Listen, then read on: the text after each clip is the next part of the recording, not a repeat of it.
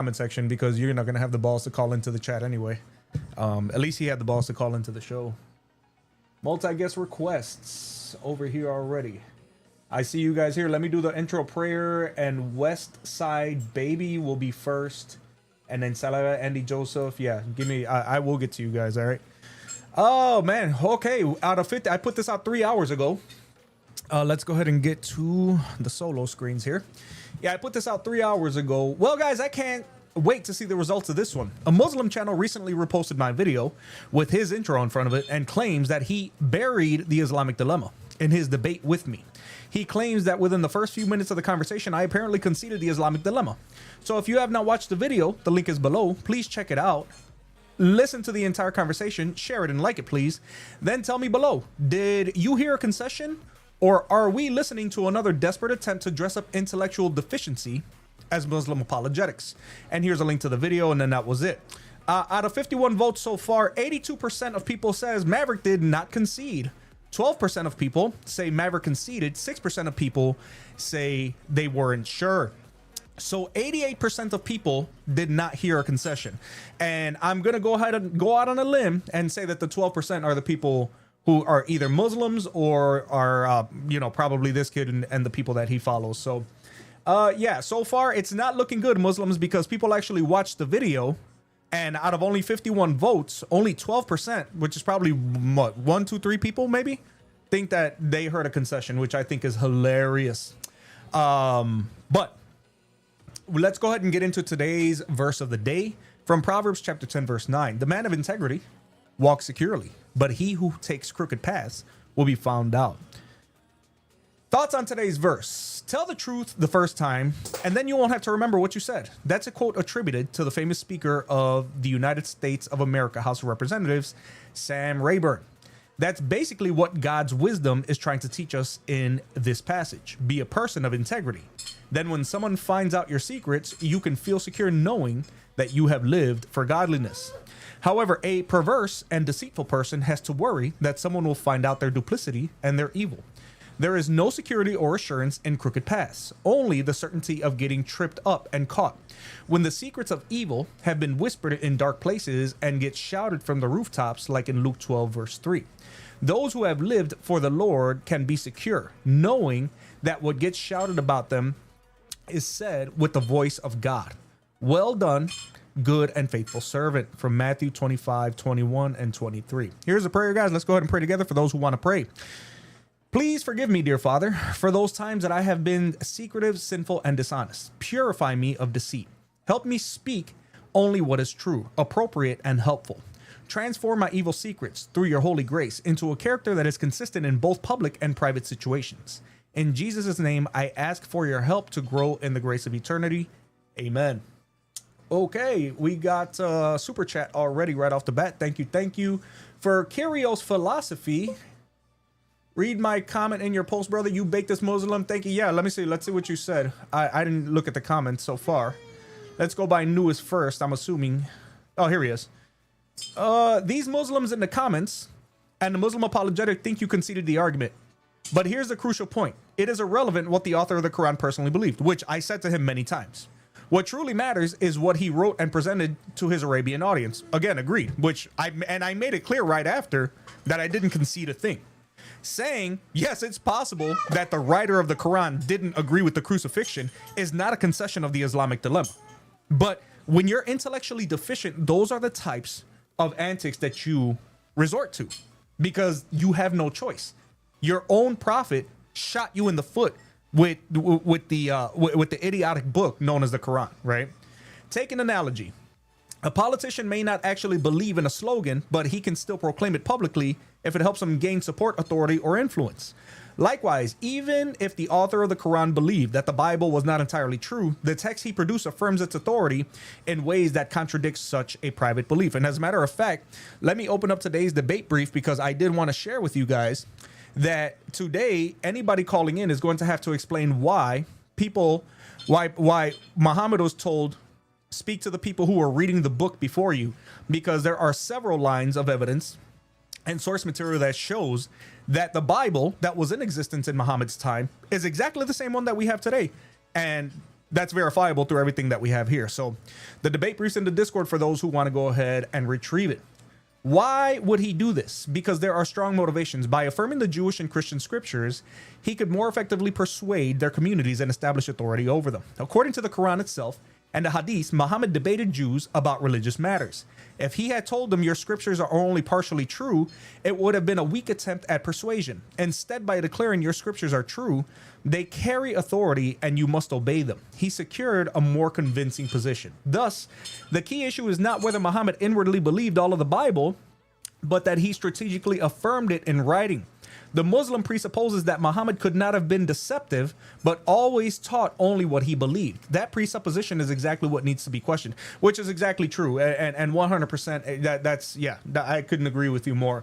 But again, you got to remember that we're talking about, when you're talking about a group of people who are used to, the entire foundation of their apologetics system is based in deceit, right? It is based in deceit. It is based in lies. So when you say things like, oh, you conceded the dilemma, you have to remember that this guy has a bunch of mindless seals clapping for him, pretty much affirming whatever he says, absent any intellect, absent any actual evidence. But if a Dawadud says it, they repeat it. It doesn't matter if it's true. They're not going to go ahead and verify it. They're not going to study the history for themselves. They're not going to actually look at the structure of any argument. They're just going to say it because he said it, right? The dude literally took my entire video, downloaded it, and then reposted it, put his intro in front of it, and cropped it a little bit. And that's the only reason he's getting views on it right now, because it's my video. Because looking at the rest of his videos, he don't get views, right? So yeah, I don't succumb to that kind of, oh, well, it looks like West Side Baby is the only one still here. Anybody who wants to call in from YouTube, especially lowest ranking Muslims is back. Yeah, right, a Muslim. We've already spoken time and again that 279 is not talking about the books being corrupted, because the actual existing manuscripts being corrupted, because there was already tens of thousands by then, and they had spread out across 3 different continents. How could you corrupt every single manuscript without anybody noticing? Well, I can't read your name, the one who keeps calling me names in chat. But if you think that you have what it takes to have that discussion, crossunit.net/call. I know it's hard for you to take off your hijab and stop hiding in the comment section like a female, like you guys like to do. You like to hide in my comment section, and you like to hide in my Discord. But at the end of the day, a real man could come, grow some balls and call into the show. But you're not going to do that because you don't have what it takes to do it. So you can think that if you want, but at the end of the day, it's because you guys believe Dawa duds, Dawa dingbats, and whatever they say, and you probably can't read, so you can't look up what they're saying anyway. West Side, you there? Yes, sir. What's going on, man? How can I help you? Are you a Muslim? Yes, sir. Excellent. So, do you see the topic? Islam's lies are getting exposed, huh? Mm-hmm. Yeah. That's the topic? Yeah. So what's getting exposed exactly? Any number of things. We can talk about the Islamic dilemma. We can talk about Muhammad not being a prophet. We can talk about the fact that you guys willingly sweep the things that he's done under the rug. We can sit there and talk about the fact that your apologetics are based in lies. I mean, you can pick one here. I'll pick one for you. Why does the Quran say for Muhammad, if he doubts, to consult the people of the book who were reading the book before him if it's not affirming the Bible? Sure. Yeah, of course. So in regards to, you're talking about 1094? Mm-hmm. Yeah, it says if you are in doubt, go to the people before you. It says go to the people who've been reading the book before you. Go to the people. So have you read the tafsir on that verse? What that means? Yeah. What is it? Brother, you're not here to question me. I'm asking you why it says it. I'm not asking you about the tafsir or anything else. I'll educate you. It's very, and I'm not, you can't, here's the thing. You can't educate me. I'm asking you why it says that, right? Yeah, no problem. Okay, so but I'm asking you to explain it without trying to appeal to someone else's authorities, because I've read the tafsirs, that's fine. We're just looking at what other people said it to be. And the earliest Muslim scholars have made it clear that the Bible that was in existence back then was the Bible that we have now, which is why I have an entire debate brief up here that shows that. Which early Muslim scholar said that? Okay, I'm going to ask you the question one more time, because this is what you guys do. No, I have you an answer deceived to us it, but twice I'm already. asking you a simple question, okay? And problem. and your tactics are not going to work here. It might work somewhere else, but it's not going to work I don't here. have tactics. So I'm going to speaking ask you honestly. one last time. Why does your book that you consider holy tell Muhammad to ask the people who've been reading the book Yeah. before him? It's not a difficult Yeah. question. Oh, it's easy, very Yeah. easy, because Okay. they're gonna find him. They're gonna find him in the book. In the Want me to show Bible? you where he is? Sure. Yeah, he's there by name. Would Sure. you like that? Yeah, go ahead. If I show you him by name, will you convert today on the spot? Hell no, because you ain't going to find it. You're going to think you find something. Okay. Let's see. Okay, I can put it on the screen, right? Sure. Okay. I want to see how you're gonna get out of this one. Easily. The way that people have for 1,400 years. Well, let's see. Okay. Oh, you will. So, okay. Okay. What language did Jesus speak? Do you remember? Aramaic, Hebrew, and Greek. Perfect. To his apostles, though, he would have spoke what language? Most Brother, likely? I asked you a question. Answer the question. Well, it's gonna help me with when I. You're show not going to this. build a narrative here. Answer the damn question. I'm not gonna build a narrative. I'm presenting my case. You're Don't not you want presenting Muslims to anything. present their You're case? yeah. Go ahead. Don't Read what want you got to Muslims read. to present their case. Yeah, go ahead. Can you give me the big screen, or how can I? Just read what you got to read. It don't matter. I'll bring it up if you want me to. Okay, yeah. So here we have a 5th century manuscript of the New Testament, the Book of John. Okay, and in John 15:26 in Aramaic it says that Jesus will ask the Father to send the Manhamana, which is Muhammad. Why is Jesus saying in his language he'll send Muhammad? Can you answer that for us and your 18 viewers here? If you don't like the amount of viewers, you can leave because I got 18 viewers on here. no. You don't know anything about the thousands that I have on YouTube. So nice Well, try. Can you answer for the 1,018 viewers then? Why Muhammad is in the New Testament? Yes, Why Jesus because is what saying you're he'll send him? presenting is one of the laziest, most idiotic, sloppiest arguments that Muslims keep repeating. So I'm can going to you explain debunk to it? you how. Yeah. It falls apart literally as soon as you look at actual manuscript evidence. Okay. So first of all, there is no Manhattan, right? In any Aramaic Manhamana. okay, there is Yeah, no it's on the Manhamana, screen. right? If It's on you're the screen. yeah, I don't know where are you showing that from? Yeah, this is a 5th century manuscript. It's from the Syriac lectionary. According It's a to 5th your century according to what manuscript you're showing. in Mount Sinai. Okay, so according to actual apologetics, right? There's nothing in any Actual Syriac apologetics? dude, shut your mouth long enough to hear an answer, okay? This is exactly why people are laughing. This is exactly why you guys We're are getting laughing run at out of you right debates. now, I'm not gonna lie. Yeah, I'm No, laughing at you. you I'm just laughing said at there's you no manuscript. and your weird little profile. This is ladies and gentlemen, when you say that this guy, first of all, you try to argue that the Bible is corrupted. Then you're lying and saying that Jesus was, or that Muhammad was spoken about by Jesus, right? There is no Aramaic or Syriac copy of John 20 verse 6. So wherever he got that from, it just goes to show how desperately deceitful these clowns are. I don't understand. As a matter of fact, here, let me do myself a favor here because I've been wondering why Nick and them have been doing this, and I didn't understand it myself. But I'm gonna do myself a favor here for a second. Oh, you know what? I didn't even refresh the Give me a second, guys.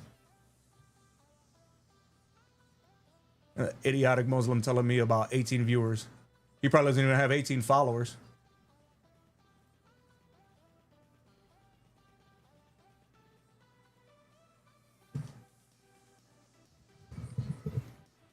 Yeah. So here's the thing, Westside. You're presenting a forgery and saying that it's a Syriac or it's Aramaic of John 26 when there is no Syriac or Aramaic manuscript of John 20 verse 6. I know he's a failed rapper. I know he is.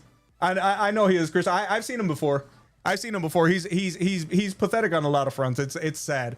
And I'm gonna tell you guys right now, this garbage that you try to do, especially to other Christians, where you think that constantly interjecting your idiotic little I don't tolerate it, right? I'm not gonna tolerate it for some beta male on the internet who thinks that he's just gonna say whatever he wants to say whenever he wants to say it. It's pathetic already. Let me go down. I'm fixing something real quick on stream, guys, for the chat. Customization. Here we go.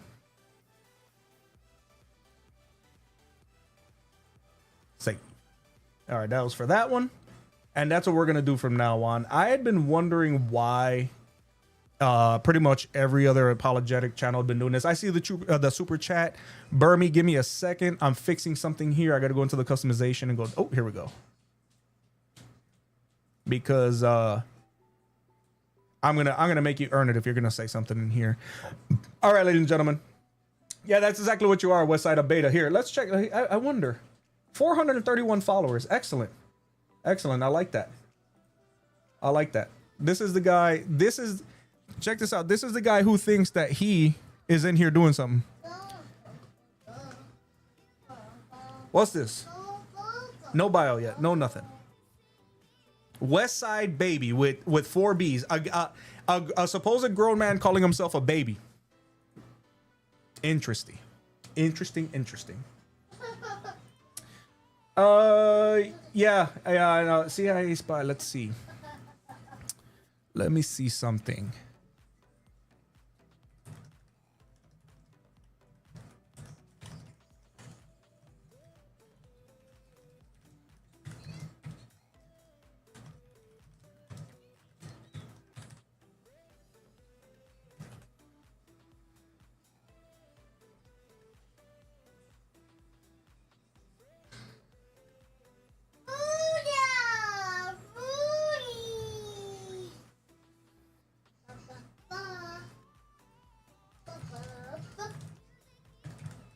I'm bringing up the next guest in a second, guys. Give me a second. Oh my God, look at this fool. Look. I brought it up right here. I have it on screen for you guys because I knew it. Look, I want you, if you're on TikTok, you can't see the screen because I'm tired of TikTok censoring my stuff. I said, look, just because I wanted to be transparent, is there an Aramaic, and you guys will see it on YouTube, not TikTok. If you want to see it from TikTok, jump over to YouTube. Is there an Aramaic or Syriac manuscript from John 20 verse 6 that talks about Muhammad? The first thing that pops up on Google, no, there is no Aramaic Syriac manuscript of John 20 verse 6 that talks about Muhammad. That idea is based on misinterpretations and later Islamic apologetics, not ancient texts.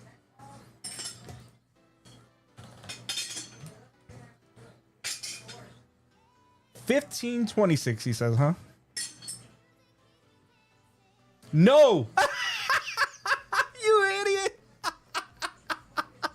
No, there is no Aramaic or Syriac manuscripts of John 15:26 that mentions Muhammad. That idea stems from a later interpretation. But look, now he's saying Pastor Google, because that's the thing with Muslims. The first thing they do is they will accuse you of being deceitful. And then when you show the world their deceit, what do? They accuse you of using Google and using ChatGPT, because anything that disagrees with them, they try to discredit the way that you find information because they don't want their narrative to be exposed. Islam's lies are getting exposed. So here, ladies and gentlemen, again, real big on screen for you. No, there is no Aramaic or Syriac manuscript of John 15:26 that mentions Muhammad.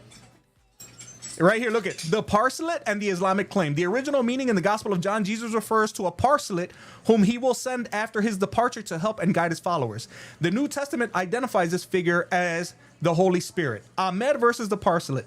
Muslim apologists have argued that Parakletos was originally Periklutos, meaning praised one, and that it refers to Muhammad, whose name translates to praised one in Arabic. However, this is based on later interpretation and not on any ancient textual evidence. Westside, do me a favor, man. Go back to where you came from, brother. Look, I'm leaving this up.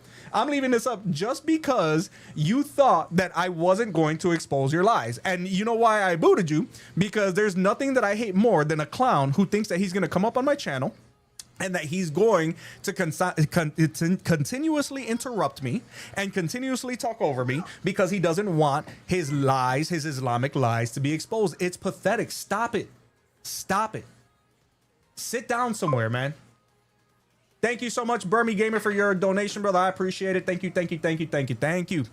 Absolutely asinine, ladies and gentlemen. Absolutely asinine. I don't understand. It's like, you guys act like because you heard something somewhere and you thought it sounded good, you guys thought that we weren't going to look it up and expose it. I'm going to do it again. Every time you guys lie, I'm going to show the world that there's no one that actually agrees with you except for you guys. Don't mean he lied. Look at CIA spy. Look at CIA spy. Doesn't mean he lied. It's his evidence. Nothing wrong with it. CIA, you just said that he cooked me. I'm going to go back and find it. CIA came up and said, so using Google is okay, but not for Islam. Hello. You guys are, he showed me something that he didn't even want to show me where he got it from. When I asked the World Wide Web on Google, which is where people find their information, the internet, right? It said that the very first thing that he said was a huge lie. Both verses that I thought he was talking about, and it both said, and he said that it was an Aramaic and Syriac or Syriac manuscript of John 15:26 that mentions Muhammad. How idiotic do you think Christians are? Ain't nobody scared, Westside. You're the one who got, dude, you literally got exposed instantly. I cannot wait to upload it. This is your mind on Islam, ladies and gentlemen. This is how you expose their lies. They say that you're worked up. They say that you're mad. They say that you're emotional because they're not used to people getting in their face like that. It's time to take the gloves off, man. It is what it is. No violence, just intelligence. And you see how quickly they shut down. Yeah, exactly, Christian Table Talk. I got a bunch of other people. Crossing.net/call if you guys want to call into the show. Magneto, who's the one? Yeah, Westside, I caught you in the lie, bro. I literally have no respect for you anymore. All right, Magneto is in here taking time from battling the X-Men to speak to me. Thank you for calling into the show, brother. I appreciate you. Yeah, I heard you were trying to argue 1094. Mm-hmm. Are you a Muslim? Yeah. Okay. I'm a Muslim. All right. So why does 10 here? Let me bring it up. I'm going to go to Quran.com and I'm going to read it exactly for the audience. All right. 1094, which is, I believe, the Yunus, correct? Yunus? Yeah. Have you read like that chapter, by the way? Have you read like the previous verses? Yeah, I read the previous verses. I don't read things out of context. If you've been here long enough or you know me, my thing is, it infuriates me when people deceptively try to read Bible verses out of context and outside of the socio-historical context and only read the words and try to make it seem what they say is what it is. Okay, so what's it about? So I'm going to read it. I'll read a couple verses before. All right. Now, Do you right know what here. it's about, though? Can I talk about? If you're gonna say that it's only about the Jews, then don't even bother trying to lie. Thank you so much. Okay, yeah, I do, and I'm gonna read it again. All right, stop. Listen. I know how you guys are used to doing things, but you guys need to stop talking every third or fourth word when someone's into. I don't know why you guys do that, but it's infuriating. Okay. Okay, go ahead. So, verse 1090, we brought the children of Israel across the sea. Then Pharaoh and his soldiers pursued them unjustly and oppressively. But Pharaoh was drowning. He cried out, I believe that there is no God except that in whom the children of Israel believe. And I am now one of those who submit. So according to 1090, the Pharaoh, while he was dying, started believing in Yahweh, according to 1090. 1091 says he was told, now you believe, but you always disobeyed and were one of the corruptors. Okay. 1092 says, today we will preserve your corpse so that you may become an example for those who come after you. And surely most people are heedless of our examples.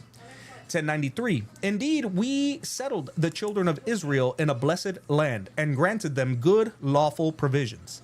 They did not differ until knowledge came to them. Surely your Lord will judge between them on the day of judgment regarding their differences. 1094, if you, O prophet, are in doubt about these stories that we have revealed to you, then ask those who read the scripture before you. The truth has certainly come to you from your Lord. So do not be one of those who doubt. All right. So now the question is, and I also do have this, it's in my Discord. I know you guys can't see it on TikTok, but the reason it is not on TikTok, ladies and gentlemen, is because whenever I screen share pretty much anything on TikTok, my live streams get restricted and they say that there's unoriginal content or whatever. So if you guys want to see everything, go over to YouTube. We're live on YouTube, YouTube Shorts Live. We're live on YouTube Live. All right. Now, here's my question to you, brother. We have an entire debate script with several source materials showing that the Bible, the scripture that was in existence in the time of your prophet, is the same Bible from today. We have manuscript, archaeological, and historical evidence for that. So the argument that, well, it's not talking about that book, well, then can you explain why Muhammad would say that, or why Allah would supposedly reveal or give a revelation to Muhammad saying that the truth has certainly come to you from your Lord, right? And he's telling them, ask one of those who read the scripture before you. So my thing is, Muslims love to say, well, the Bible's corrupted, or that's not the Bible that it had. But history has shown that it's the same Bible, albeit different languages and a different translation, but it is the same script, the same manuscripts, right? So can you explain 1094 and its context, please? Yeah, sure. So like when we read 1094, right, if you read Tafsir Tabari, for example, he says that the people that he's being told to go ask are going to be people like Abdullah ibn Salam, right? And those from him who are going to be people of the truth, who actually became Muslim because they found Prophet Muhammad sallallahu in his description in the Torah in 7th century, right? So it's not talking about all the Christians and Jews at that time. It's going to be talking about certain Muslims actually who converted from the religion of Christianity, or Jews who had knowledge of the Prophet being prophesied in their scripture.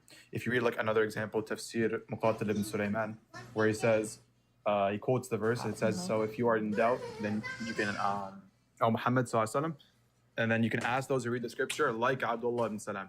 So you're supposed to ask people like that. Okay, And so it's not saying, okay, go ahead. I'm sorry, I didn't mean to interrupt you. Go ahead. No problem. And also, you are wrong. We do definitely have proof that the Bible has been changed, even from your own sources. Like we can look at early church father work, like Saint Justin Martyr, for example, where he writes in his like dialogue with Trypho, and he's saying like the Jews are evil and they're burning the scripture and they're burning the Torah and they're forging verses into and they're removing verses from it. We have John of Chrysostom where he says, don't busy yourself looking for the lost verses and the lost prophecies, because many of the prophetic writings have been lost. Okay, hold on. So hold on to that point for a second. Just hold on to that for a second, because you say you have proof on that, and there's everything that you literally just said is completely false. But I want to do one point at a time, because what ends up happening is I answer you guys questions and then I get accused of shotgunning, and I don't want to hear that today. All right. So what I'm gonna do is I'm gonna take your first point and I'm gonna set the record straight on that first, because what you're saying is that essentially only some Christians and Jews recognize Muhammad, and you're saying that is what the revelation is basically saying to Muhammad, outside of the fact that you completely skipped over the plain reading, because it doesn't talk anything about Christians and Jews who actually converted to Islam. I've actually heard that before. Unfortunately for you, there's nothing in the Quran that makes an assertion to that. You guys add your own view and say, well, this person later on said X, Y, and Z. But here's the problem. Your Quran, you claim is the word of God. And because you claim it's the word of God, I find it very hard to believe that your God would be so ambiguous when giving you guys commands. Because there's nothing in this chapter that says anything that you just said, right? And what you're doing, in my estimation, is basically Muslim apologetics damage control. Surah 1094 is crystal clear. It tells Muhammad, if he's in doubt about the Quran, he should ask those reading the previous scriptures, meaning that the Jews and Christians at the time, right? Not some tiny handpicked group that converted after the fact. It doesn't say anything about Christians and Jews it doesn't say any of that, right? So what you're doing is you're trying to appeal to a historian and his tafsir, and that's great. But you can check Ibn Kathir's tafsir right now if that's what you want to do. He doesn't say it's about ex-Christians or a secret club of Muslims. That's not what he says. He literally says the people of the scripture were those who still possess the Torah and the gospel. And that's who Muhammad was told to consult. He was told to consult Tafsir Ibn Kathir in Surah 1094. So, if you insist on appealing to those people, Al-Tabari said the same thing. None of those top scholars try to narrow it down to people. I don't know where you guys got this from, because there's nothing in your apologetics that even makes it remotely, like, where you guys get this from is astonishing to me. Right now, we can argue that point, but also you try to get into biblical corruption and your supposed sources, which is fine. But at the end of the day, now, if let's just say, for example, you could prove, let's say you could prove biblical corruption, you'd be the first one to do it. But if you could do that, what happens is you don't even realize how much further you dug yourself in, because your book, again, doesn't make distinction between a corrupted or a lost book. So if you're saying that it has been corrupted, well, congratulations. That means that it was corrupted in the 7th century, because the manuscripts that we consult are still the same ones that were verified historically today, that they use for translations today. And by the time Muhammad was born, you do understand that there were tens of thousands of manuscripts, and they would all have had to have been altered at the same time, right? And none of that matters historically. You know why? Because if it is corrupted, congratulations. The Quran is affirming a corrupted book. And you can't say Yeah. that it was lost because now it's corrupting a lost book. You can't say that it's true because the Bible contradicts the Quran in things like Jesus' crucifixion and deity. Yeah. That's what I'm trying to tell you. All right, so I want everyone to pay attention and notice how he didn't respond to any of my points. He basically said, oh, you're appealing to tafsir, even though this argument is based off of an internal critique, which shows he doesn't understand how these basic arguments even function. Well, wait a second. Hold first of on all- a second. Wait. First of all, Can I hold on. continue? Yeah, no. You can go ahead. I'm gonna let you answer. But my thing is, this is exactly what I'm telling you guys about, right? I never once came in here and tried to say, first of all, my background's not in debate. I talk to people here the way I talk to people in everyday life and on the street, right? If I speak to somebody on the street or I'm having a conversation with them and they ask me a question and I answer it, and then the first thing out of his mouth is, you really think somebody on the street is going to say, oh, well, you know what? I don't know, because this is about an internal critique. I answered everything that you said because I told you straight to your face. I'm telling you to your face that you are interjecting some random arbitrary lie. It's not random. History. No, It's not random because there's Wait, no, nothing in the paradigm Quran. is not random. There is nothing in the Quran that says this is about people who've converted to Islam. Bro, we're not Quranists. We don't just appeal to the Quran only. Are you good, bro? No, We are take you it good? seriously. Are We have you good? That scholars, the Quran is the word of God, right? The Quran is the word of God. Are you good? Because if the Quran is the Yeah, word of so- God, it's not ambiguous, is it? Because he appeals. So guys, he appeals to church fathers, right? No, It's okay for him. don't And for don't some speak to reason- my for some audience. reason for Speak when to I me. appeal to my scholars. Yeah, so it's okay for him to appeal to his authorities, but for some Okay, reason when I appeal so to I'm my going to authorities, ask you one more time. why are you having a double standard, bro? What's this? I'm going to ask you one more time, right? Stop finish my talking to my response, please? audience. You're not here to talk to my audience. You're here Can to I have a finish my conversation with response? me, right? So don't ask Finish me my if I'm response, good please? because you don't like that I'm holding you to a certain standard. No, I think you're good. I think you're good. Now can I finish? No, my I know response? I'm good. I don't need you to tell me that. So finish your good. answer. All right, thank you. So every single tafsir reading of this verse, right? Because again, we're not Quranists. We don't just read the Quran plainly, randomly out of our own interpretation and then force our own interpretation into it. No, we go by the interpretation of the early Muslims. What does every single early Muslim and every single tafsir reading of this verse say? It says it's talking about people like Abdullah ibn Salam, who literally became Muslim. The reason why these people became Muslim is because they found him in the Torah. And I can give you evidence and I can give you hadiths. For example, bro, are you going to keep laughing? I'm laughing because it's funny. Go ahead. I'm not interrupting you. I'm laughing. I can laugh if I want.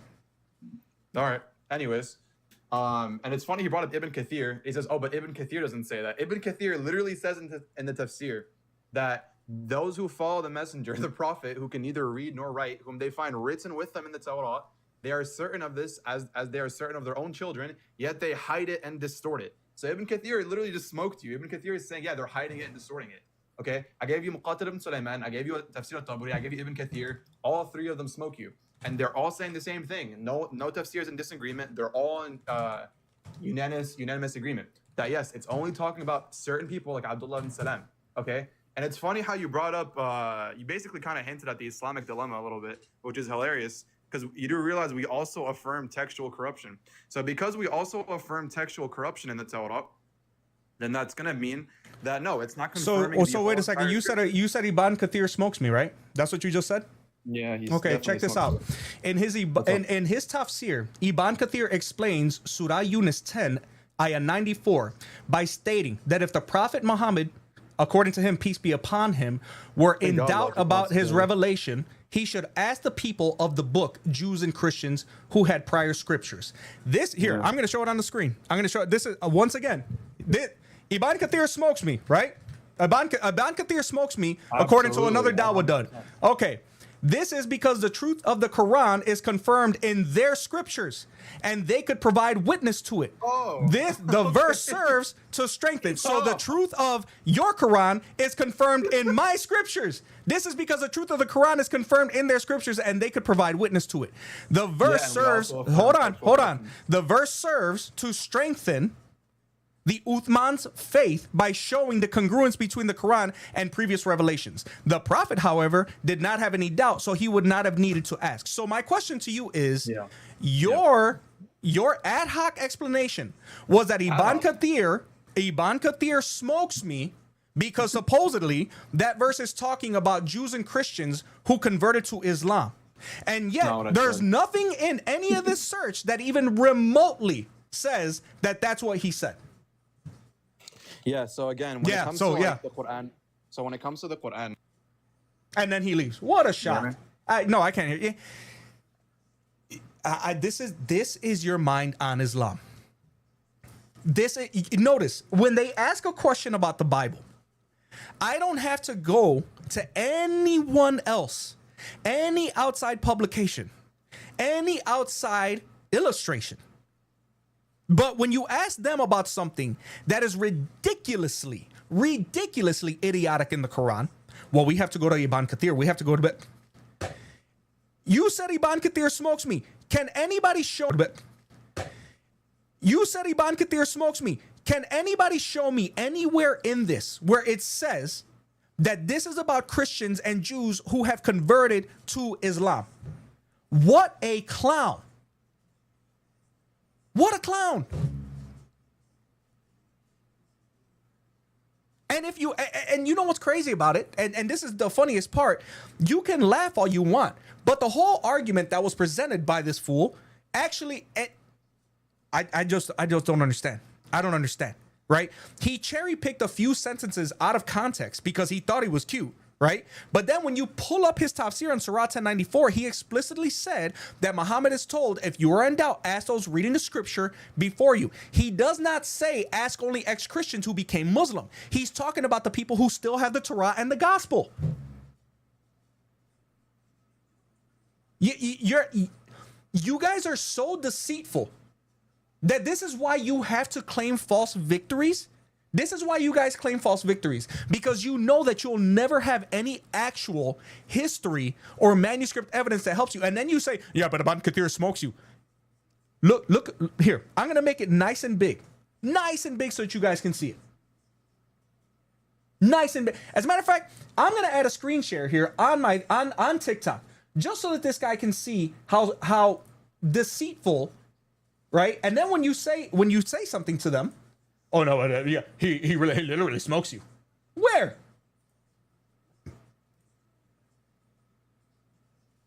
Is this thing gonna pop up or not? Okay, display capture right here. I want you to read it. I want you to look right there as soon as you look it up. Look right here. Look at what I said. Ibn Kathir tafsir about Surah 1094. That's all I said. When you go down, look what it says. In his tafsir, Ibn Kathir explains Surah Yunus 10, ayah 94 by stating that if the Prophet Muhammad were in doubt about his revelation, he should ask the people of the book, Jews and Christians, who had prior scriptures. This is because the truth of the Quran is confirmed. The truth of the Quran is confirmed in their scriptures. The Bible, the Torah, and the gospel. That's what it's saying. That the Quran is confirmed in our scriptures. And they could provide witness to it. When I read that part, he started laughing as if I said something that agreed with him. This is how their brains are wired, to hear whatever they want. The verse serves to strengthen the Ummah's faith by showing the congruence between the Quran and previous revelations. Now, ask yourselves, ladies and gentlemen, why would that be important? If the Bible is supposedly corrupted, as they say, that he had proof for, which... no one has done it yet, so I'm not going to hold my breath that he had actually anything. The prophet, however, did not have any doubt, so he would not have needed to ask. Down here, the verse is a hypothetical instruction for the prophet to address any potential doubt he might have about the divine revelation sent to him. Seeking confirmation from previous scriptures, if doubt were to arise, he was to ask those who read the Torah and Injil, the gospel, before him. This implies that the truth of his message was already present and documented in previous scriptures. Magneto and every other Muslim out there, do yourself a favor and stop. When people come at you aggressively, stop calling it crashing out. You sound like a 13-year-old girl because you don't like that you're hearing the truth and there's nothing you can do about it. So shut your mouth with that garbage already. Crashing out? Why? Because I'm exposing your lie? I literally have it right here for everybody to see. The Prophet Muhammad famously stated that he did not doubt the revelation, nor did he need to ask anyone for confirmation. Great. Therefore, the verse's true purpose was to provide a strong argument to the general public, the Ummah, about the truth of the Quran and the prophethood of Muhammad by referencing the previous holy books. Look at that. Previous holy books. Previous holy books. Yeah, you go ahead and think that if you want to, Magneto. It's funny. You guys always think that you're baking somebody, but you're not baking anybody, right? What you're doing is you're showing the world why it is that you guys lose every single debate. Because I literally just read out loud to you the tafsir from Ibn Kathir that you said bakes me, right? That you said cooks me. So when I read it out loud, I want to know where in that disjointed little brain of yours you heard anything about Christians and Jews converting to Islam. Where? Where did you hear that? Because I didn't hear it. I read it out loud. I read the entire thing. Oh, but let me guess. I used Google, so it doesn't count, right? I used Google, so it doesn't count. Unbelievable. All right, there's no guest requests. So let's see. Nobody's calling on YouTube. Crossunit.live/call, ladies and gentlemen. I think that it is absolutely insane. As a matter of fact, here. I don't get it.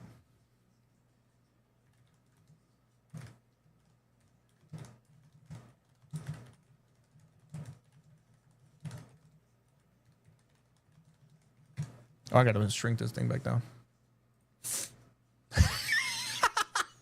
Come on. This is too easy. Look at the question that I asked. I want you guys to look at this, and I want you guys to go into Google right now. Don't even take my word for it, even though I'm showing it on the screen. If you're on TikTok and you guys leave, I'm not even gonna get offended. Go into Google on your smartphone, tablet, laptop, desktop, computer, whatever it is, and I want you guys to type, very simply, no bias involved. Does 1094 talk about Christians and Jews that converted to Islam? Right? CIA, ChatGPT gives a perfect explanation. But wait a second, I thought you guys laugh if people use ChatGPT. So you're using ChatGPT that you no doubt manipulated like Lily J in order to explain your nonsense. But if a Christian is baking a Muslim, which happens every day, we're using ChatGPT, and it's funny. You were the one earlier who called me Pastor Google, but now you're using ChatGPT? Does 1094 talk about Christians and Jews that converted to Islam? Yeah, Jackson, listen to what Google says. No! Quran 1094 does not directly discuss Jews and Christians who converted to Islam, but rather instructs Prophet Muhammad to consult the people of the scripture if he has doubts about his revelation.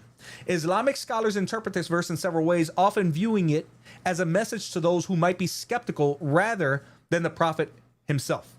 You want to see it? Here. Let me show you guys on TikTok, because apparently reality escapes you. It escapes you, and it's sad. It is sad. This is why 2025 and 2024 were such good years for apologetics and Christianity, because y'all just do not get it, man. Y'all don't get it. Right here. It's right there on the screen for you. I'm showing it up. I'm showing you guys right now what it says. Look, I will read it for you guys again. For those of you who are Muslim, and I know it's harder for you guys to understand. No, look, I set it up here. Look at what I said in the search bar, ladies and gentlemen.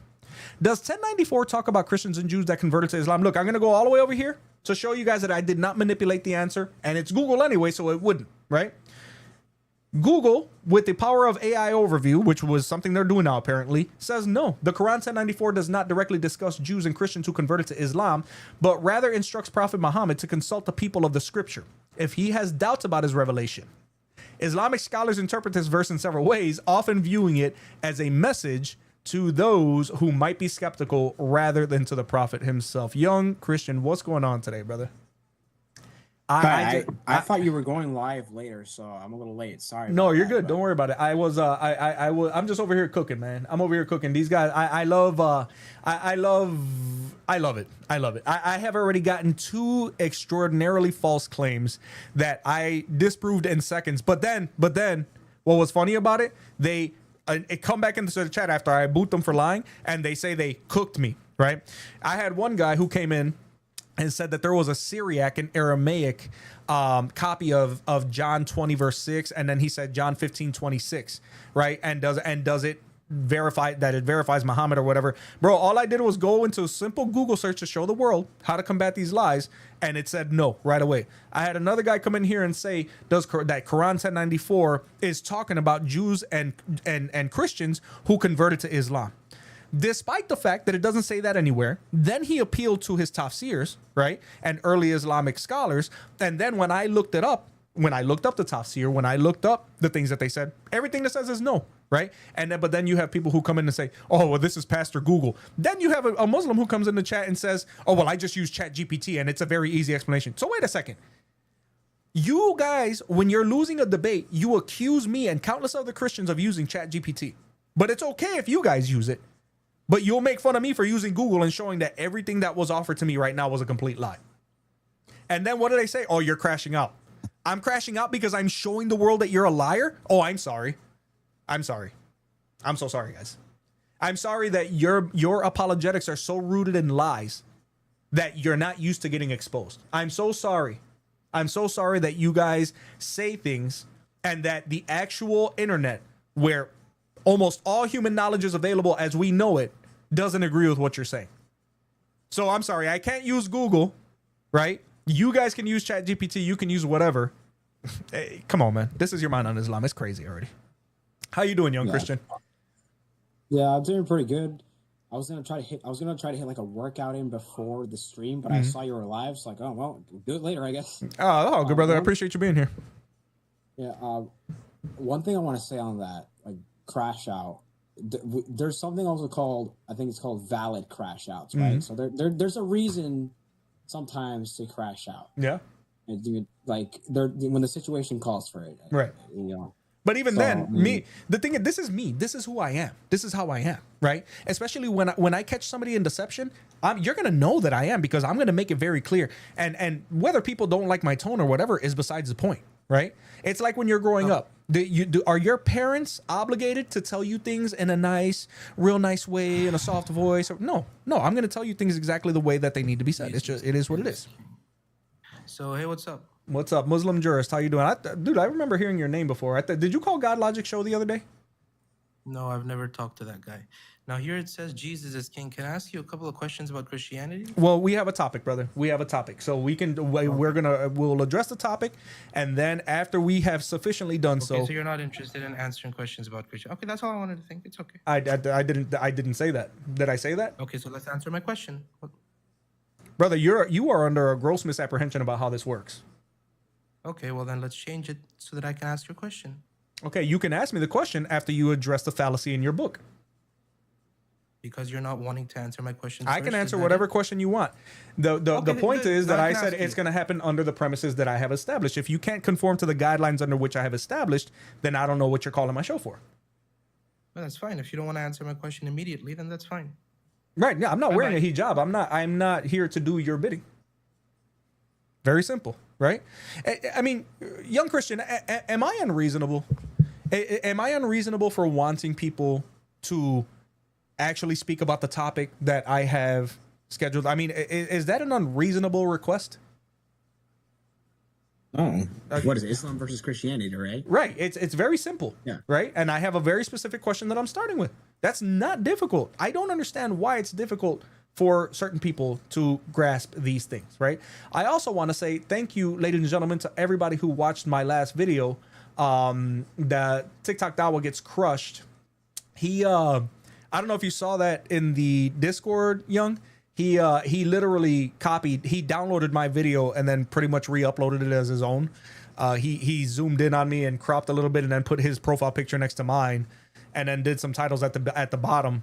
And I just want to say you're welcome to the Muslim Apologetic, because he's gotten a good amount of views on the video, quite simply because it's my video, right? He didn't do it because it was his own editing or anything like that. And listen, I'm not complaining about it. It is what it is. You do what you got to do. If that's how you want to, if you feel like you did something there, if you feel like you exposed something there, that's on you. We got a caller on YouTube by the name of Mo. Mo, what's going on, man? How you doing? Yo, man, I just wanted to remind you, man, you got baked last night. Yeah. With the Muslim Apologetic. That's why you silenced your comments. I didn't silence my comments. Oh yeah, you did. No, I didn't. On subscriber only mode. Yeah, and your apologists do the same thing. Really? Mm-hmm. Yeah. So can you show? So can you concede the argument 3 minutes in? Can you prove that I conceded it? Yeah, 3 minutes in, he said, if you agree that. No. That's not what he said. That's not what he said. Yeah, he said. No. Did you? If you're going to use the words, be intelligent enough to actually use the correct words sequentially. Sure. Love the insults. he said that, do you agree that the Quranic author is making conscious edits to the biblical accounts? I know you're twitching. You're a little worried right now. I'm not But, touching hey, anything. man, I'm not you- worried. Here, you I'm gonna silence bring it the up. comments I'm gonna 'cause you bring it got up. I'll bring here. I'll bring comments up the. there. I'll bring up the video because you're. I mean, it doesn't surprise me that you're a liar. So here, let's talk about the actual video here, and let's bring it up. Let's I do think he that. disappeared. Yeah, he left because he's a coward. Okay. Yeah, he left because he's a coward. So here's the thing, guys. Here, let's look at the video together, and I'll stop right after the part where he thinks that I got baked last night, because this wasn't even last night. This was a couple days ago. Oh, and let me show you guys something else. You know what? Now that we're talking about it, I do want to show you guys something else. And I know Young is gonna get a kick out of this, and anybody else who's on stream. So let me download this right quick, because I got so baked, right? I got so baked. So let me download this, and let me download that. All right. Now, we're going to open this up. Let's get out of this. All right. So now, we got two JPEGs here. From guess who? The Muslim Apologetic. This was Friday, 3:36 p.m., which was the day after I smoked him in the debate. He says, hey, Maverick, I see you like to talk about me a lot, and so far you made 2 videos of a clip I posted of you. How about a moderated debate on the Islamic dilemma? Because it seems you had a lot to say. Let me know. I said, like to talk about you? 2 videos isn't liking talking about you. He says, moderate debate. I says, either way, I'll talk to you with a moderator. Let me speak to my people and see if they're available next week or the week after for moderation, right? He says, sounds good, let me know. Because I have 2 jobs. This is me. Because I have 2 jobs, so the times I can sit down for debating and streaming is very limited. I know you have a tight schedule. Same here, so understandable, right? That was the last thing we said to each other. Now, let me ask you a question, ladies and gentlemen. Young, maybe my outlook on this is very different than what reality really is. Maybe it is, right? Because Mo came in here like a typical Muslim, and he hit and ran because he's cowardly, right? So here's my question. If you had a debate with somebody and you truly felt like you won that debate, are you going to ask me for a rematch the very next day? Probably not. Right. Unless I like the conversation. But if so, I see what you're getting at, right? Like, if I'm confident, if my sole goal was to win, then I wouldn't need to talk to them again. Right. That's if your goal. My goal isn't typically just to win. I like having good conversations, but yeah. Right. And that's exactly right. So my thing is, they say he supposedly baked me. Now, here, I want you guys to listen to this, and I want you guys to let me know. I'm going to go until, wait, did I, oh, here's the intro already. Okay. So it's very quick. Yeah, man. It's intriguing, so I want to come up and see what arguments you present. For sure. Yeah, we're just talking about anything that we were talking about. I'm Can sure you- you can heard you the hear? entire conversation we were just... Here, I'm sorry. Let me share the screen with you. I forgot to share the screen with you. Here we go. All right.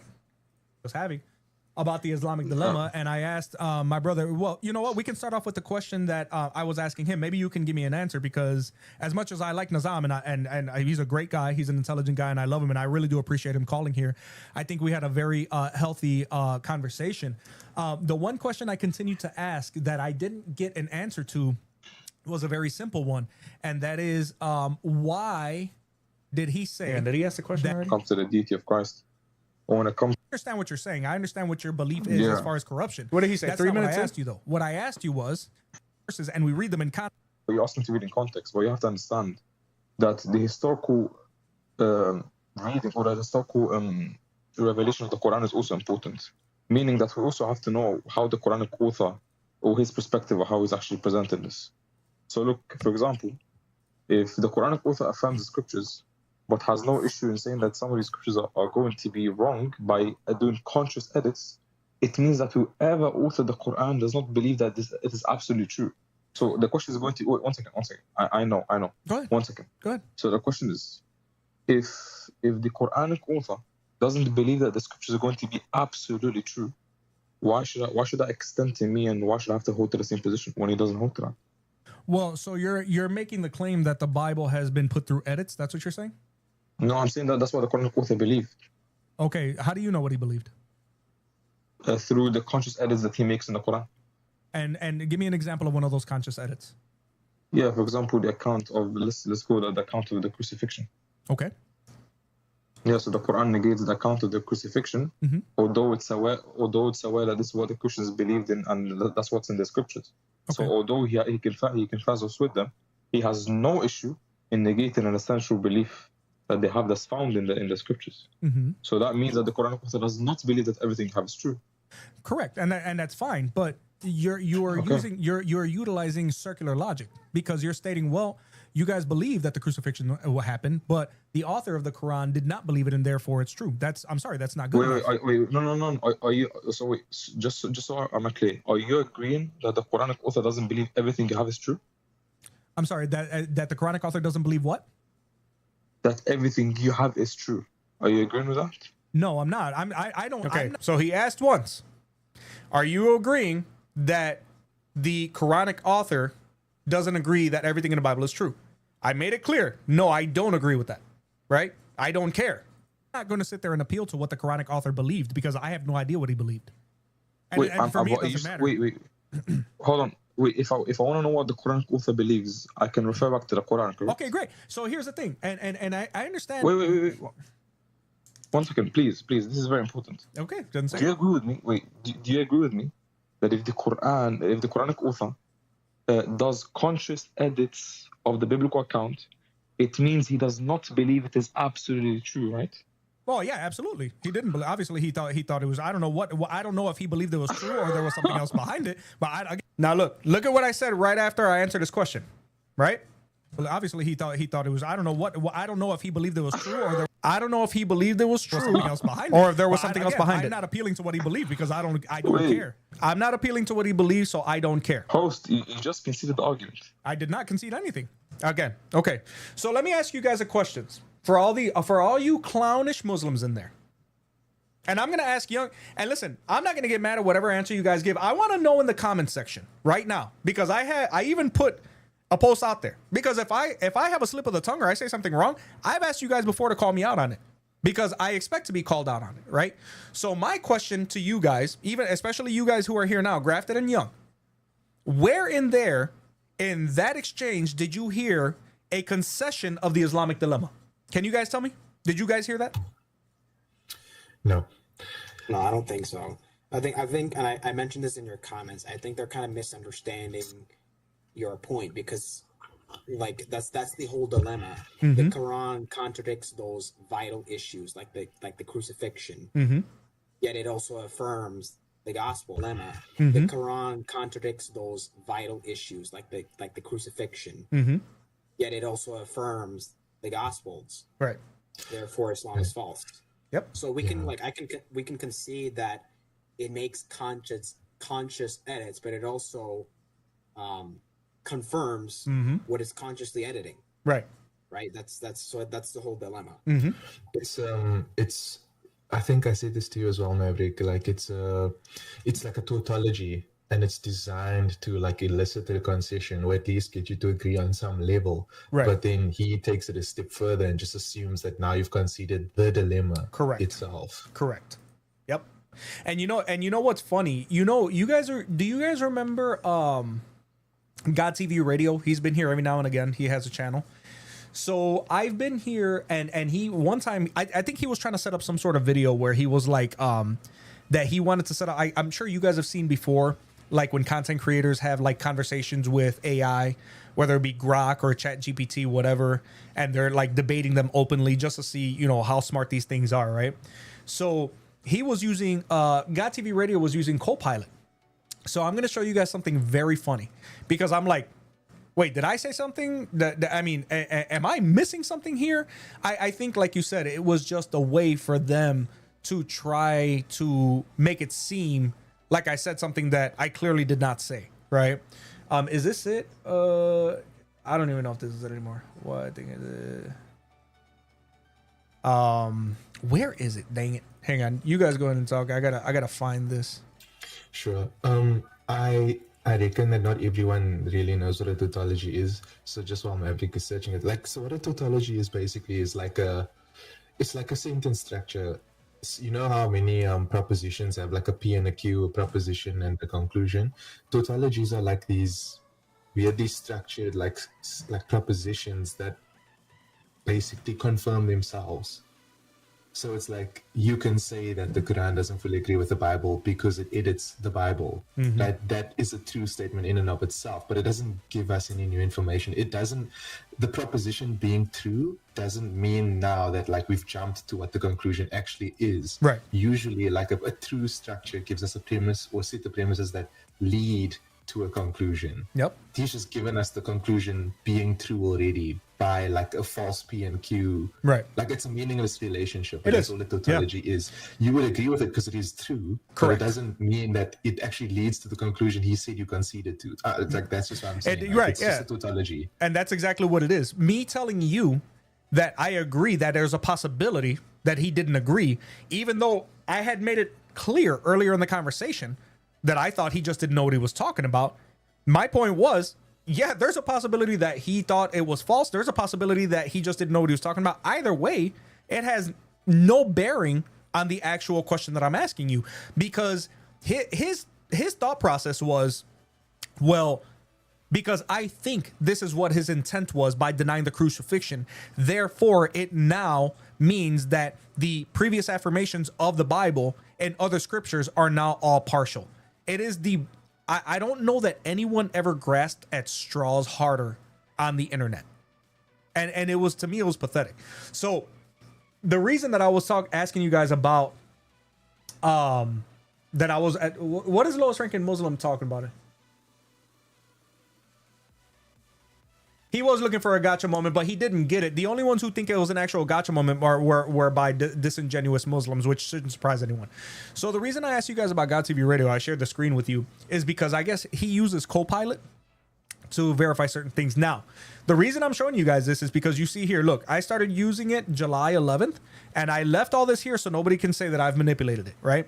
So since July 11th, look at introduction to Copilot chat, introduction to Copilot voice, and then several weeks later, I, out of curiosity, started using it to analyze debate SRTs, which I have shown grafted before, which I know he used, right?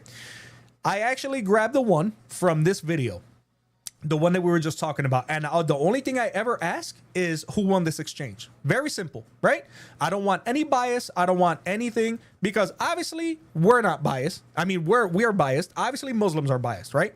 So I give it to the engine, one that has not in any way been manipulated. Right. So when I ran this through before, but I wanted to share it with you guys so that nobody can accuse me of impropriety. This exchange was intense, bro. From a debate analysis standpoint, especially considering your standards of clarity, substance, and scholarly rigor, the host clearly dominated. Breakdown of the exchange. Now, again, you guys see here the only things that are on here. And look at debate outcome, evaluating debate on Quranic integrity, right?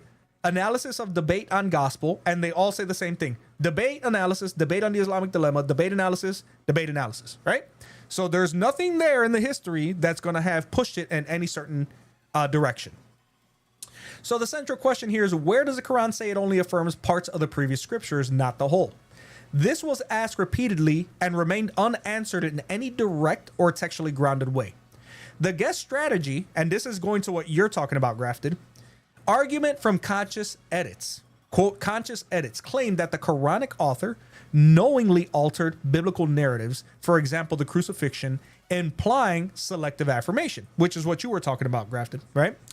His appeal to Surah 4:157 used it to argue that the Quran denies the crucifixion, thus not affirming all of the Bible. The historical context defense, he tried to justify selective affirmation by referencing the author's awareness and intent. The problems behind the guest's approach, he never cited a verse that explicitly or implicitly states partial affirmation.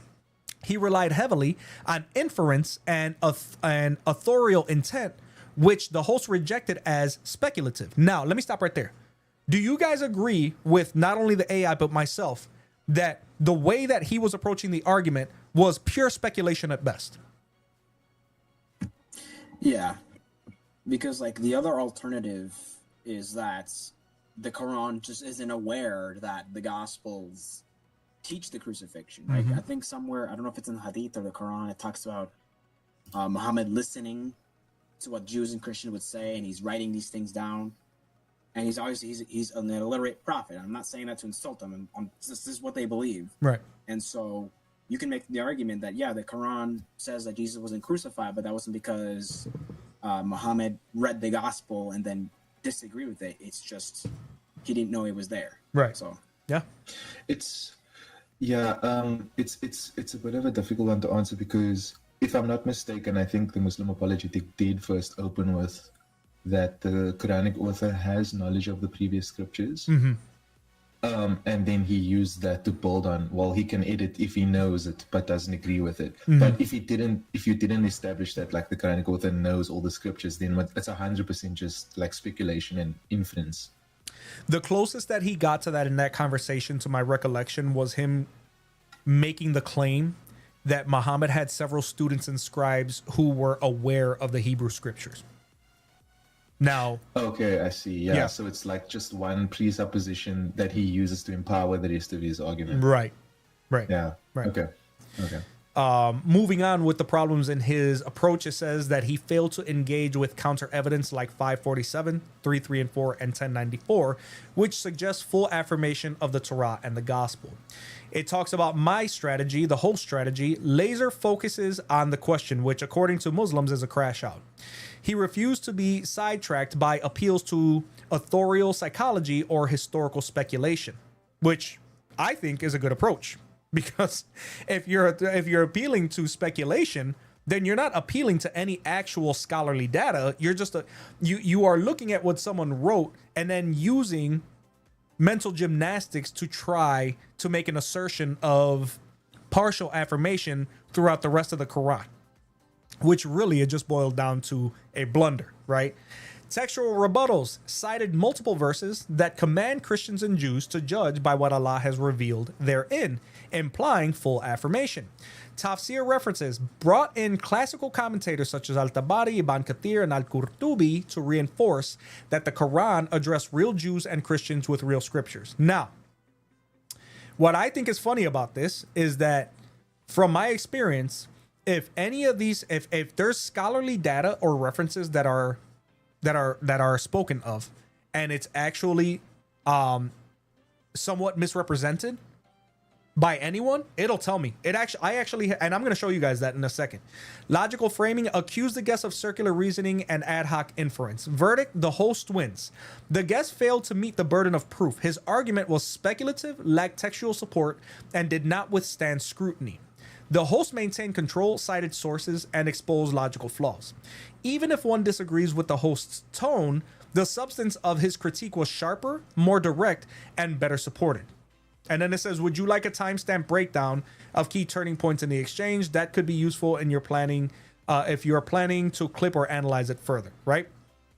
So now, again, I'm not saying that because this is said by Copilot or any other AI that it is 100% true.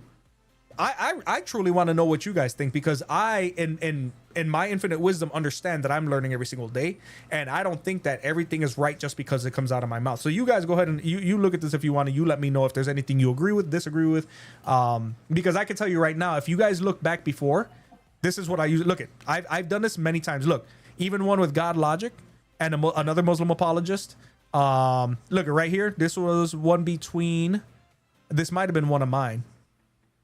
On the Islamic dilemma. And look, it even breaks down. Look, final scorecard, Christian apologist, historical evidence. Yeah, this is one of mine. Quranic engagement, logical consistency, rhetorical control, scholarly citations. All the checks were on my side. Yeah, see, it does this for me all the time. And look, and as you guys can see, look, this was on one of the videos. This was on the one that he said. It said, the Muslim says that the Christian conceded on the Islamic dilemma. What really happened here? Again, you guys see no inflammatory language, right? I'm showing you guys this. Look, there's no history, but I'm going up. There's nothing else. What actually happened was, and this sounds like something that Grafted said, was not a concession, but a breakdown in clarity and control. The Christian host repeatedly asked a pointed question. Where does the Quran say it only affirms parts of the previous scriptures? This is the crux of the so-called Islamic dilemma. If the Quran claims to confirm the Torah and gospel, but also contradicts key doctrines like the crucifixion, then either the Bible is corrupted, which the Quran doesn't explicitly say, or the Quran contradicts itself. Now, guys, this is not me typing this. This is a freaking computer engine saying this, right? And the computer engine just literally ended Muslim apologetics right here in these 6 words, which the Quran does not explicitly say, doesn't explicitly say, or the Quran contradicts itself. What the Muslim argued, and then and right here, I'm not going to go through it again, right? But it's essentially the same thing. You guys see, look, I don't do this. I do this as a way to teach myself, right? Look it even breaks it down in timestamps for me. When you go all the way back, look at all the way to here. I'm gonna go all the way to the top for you guys so you guys can see. And I say the same thing every time. Look, do the same for this. Assess the winner of this debate. Look at what I say. Do the same for this. Assess who the winner of this debate was on pure substance. Again, Christian debater, Brother Maverick. What was the verdict on this? Brother Maverick clearly outperformed on substance. I mean, this happens over and over and over, right? Because you guys know how I am about speaking with data behind what I say. I don't like to just say things if I can't prove that they're true. I don't know. You guys tell me what you think. I'll go back to this and you let me know what you think. Yeah. I mean, obviously, I would only use this for learning. Right. I think you do that too. You're not going to go on YouTube and say, "Hey, AI Copilot." Like, we're not going to be like Lily J. Right. Enthusiasts here. So, and I think that overall, maybe I would have worded certain things differently, but overall, when you had that debate or discussion, I think you did pretty well, and you emphasized that point that you're asking for the Quran where it teaches this, not simply, hey, here's this, because the argument he was making is very speculative, and it wouldn't really match with the explicit statements from the Quran about affirming the gospel. So, for example, let's say, just hypothetically, I don't believe this is actually in the Bible. Let's say hypothetically there was an explicit verse where it says Jesus is not God. Well, okay, then I can't use places where I can try to infer Jesus is God, because here's the explicit statement. So with the same thing, like, you can't use that very speculative historical argument, right? That maybe the Quranic author rejects the Gospels in part because it contradicts it. Right. Well, there's other possibilities. What we got to stick with is, and we can go to implicit stuff. I'm not saying everything has to be verbatim, of course. But if the explicit says one thing, forget about whatever the heck the implicit says. If the explicit says one thing, it's done and over with. Right. Yeah. I agree. Grafted, you can go ahead now. Okay. I'll read my tautology note because I have a repository on this.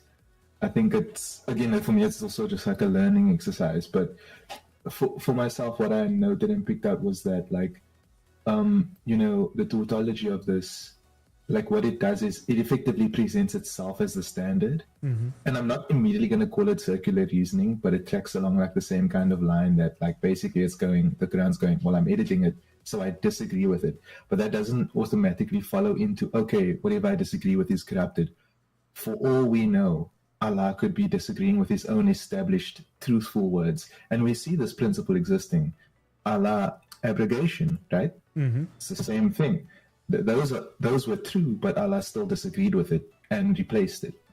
So, like, it's important to recognize that just because you could appeal to the Quran agreeing with what it agrees with or vice versa, that doesn't necessarily, like, resolve what was happening here.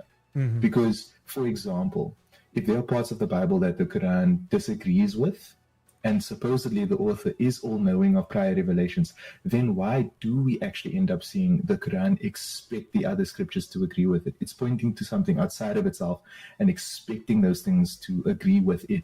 So it can no longer now just be the only standard, and this is exactly what 1094 does. Right. It creates an external truth standard where it now expects scriptures to agree with it. So it can't just be its own self-verifying, oh, no, just only what I agree with is true. Right. So, like, if Muhammad is told to go and check with the people of the book, that already tells you that either the Quran is potentially going to agree with things that it contradicts, or it only affirming itself is not actually an absolute true statement or an absolute authority, like affirmation, the way the Muslim apologetic was framing it. He just framed it in such a way that you would agree with him, but it doesn't mean that you have to accept what follows next. Right. And even then, I had made it clear several times before that what his state of mind was irrelevant. And I know you both heard me say that plenty of times, right? And the only thing I agreed with him on was the premise that it was possible that he did disagree with it. But it didn't matter at the end of the day because he was making it clear that he wrote something in what they consider a holy book, that he made a claim and blundered and said something did not happen, which there's nothing in actual recognized history that agrees with it, right? The crucifixion is one of the most attested to events as far as almost anything in history. And so you appealing to the state of mind of a writer of a book that you have no way to prove, and then, like Grafted said, you're trying to use that because the only thing that you were looking for was a way to try to get me to say something close enough to what you want so that you can say that I conceded. And then what did he title his video? That he buried the Islamic dilemma once and for all. What? Brother, you didn't answer the question one time. Even computer models know that you didn't. You know what I mean? And like Young Christian said, I am not telling you guys to use this stuff because here's the thing. Computer models can easily be manipulated from what I understand, right? These AIs can be easily manipulated from what I understand. This is why when I do very selectively use these, and even Grafton started doing it because he Discorded me and said, man, look, I ran my stuff through and this is what it said, which I 100% agreed with. I mean, I didn't need ChatGPT, Grok, or Copilot to tell me that Grafton won that exchange. I already knew it was coming before the conversation started. But the point is that if you guys are going to use these things, use it as a way to inform yourself, right? And do not, once you find yourself manipulating the engine, there's no point in using it anymore because you're only finding the answers that you actually want to find. You're not finding things that are based in any actual knowledge, right? No scholarly data, no history, no manuscripts, whatever. Right? You can program these things to tell you to find whatever you want. Why do you think that when I showed you guys what I said, what the hell?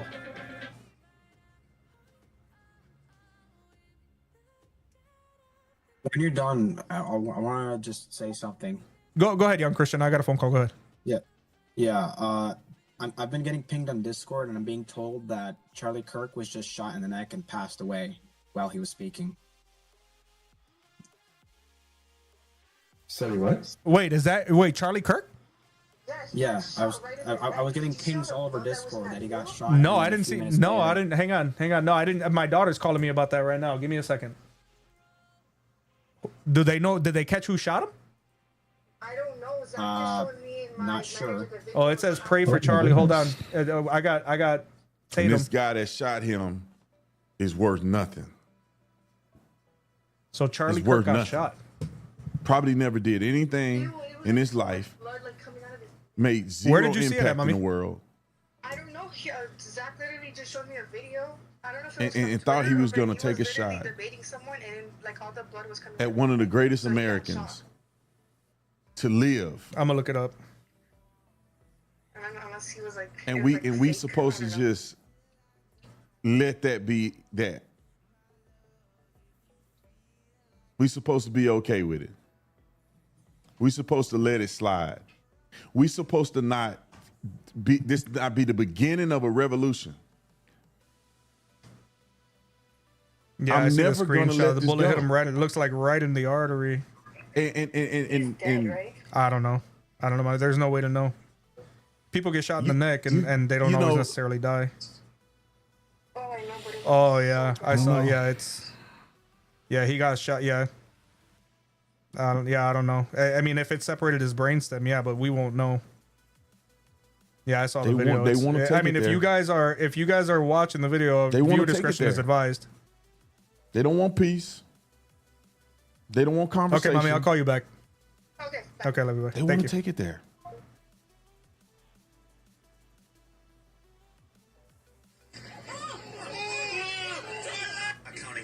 Somebody said there's an update on Fox News. Yeah, the blood started pouring out of his neck right away. Is Yeah, I anything don't know. coming from Fox News? CNN Vanjos lied about the No, brutal. that's it. Oh, okay, that's not. Yeah, it looked like a sniper shot, honestly. Sorry, guys, y'all super chats. I'm gonna try to go. and Charlie look at Kirk them. has been shot someone who was in the debate with him at the time. It happened informed me that he's not okay. Reports that he was hit. Somebody said that. At the center, we somebody have our announced differences, that but this is Charlie not the Kirk's family said answer. he had passed. He has 2 children and a wife. I don't know if that's confirmed. Charlie Kirk feared dead after video released. I'm not accepting this. Yeah, I don't know, guys. I'll be honest with you. I've seen a lot of gunshot victims. That one doesn't look good at all.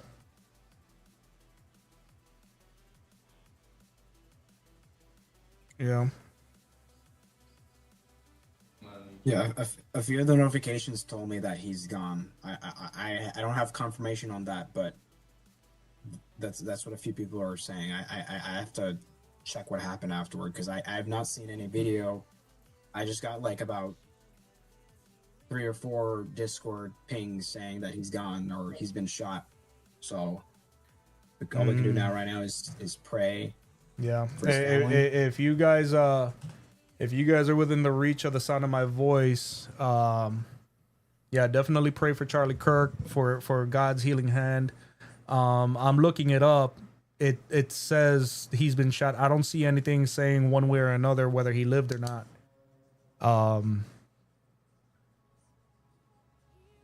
Yeah, I don't know, guys.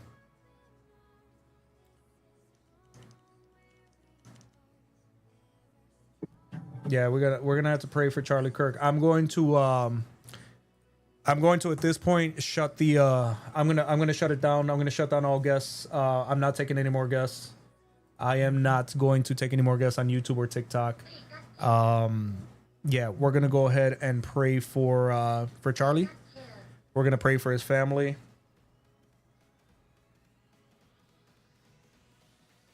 I think it was him. What?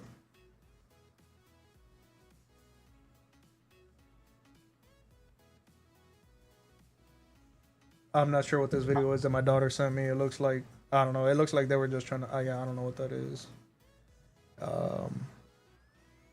Yeah, I can tell you what ended up happening. I'll describe it for you guys. Thank you, Watson Walker, for the super chat, man. I really do appreciate it.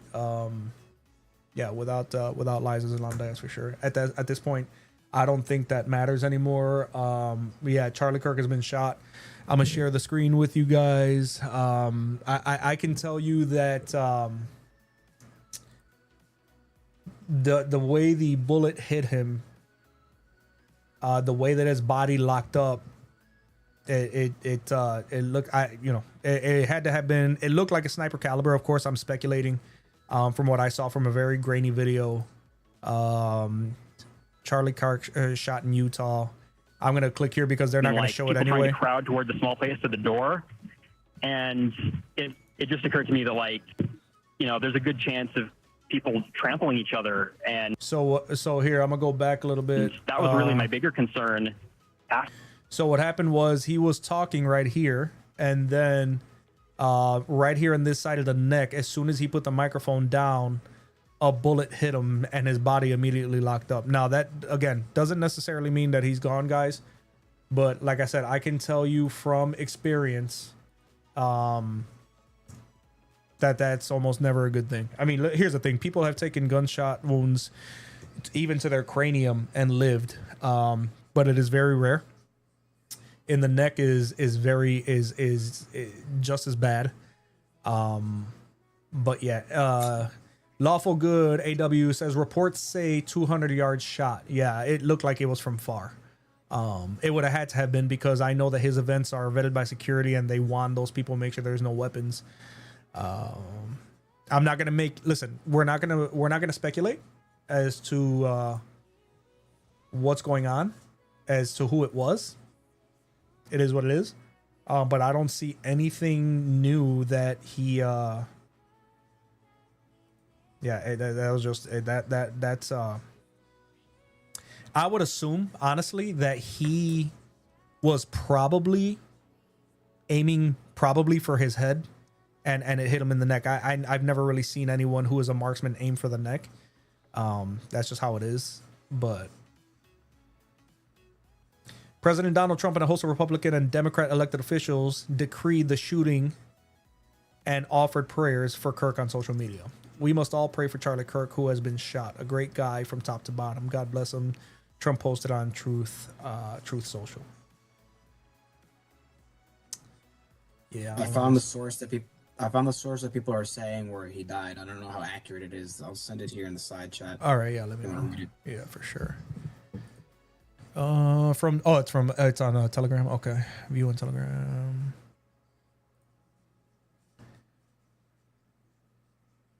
Oh, it's not opening. So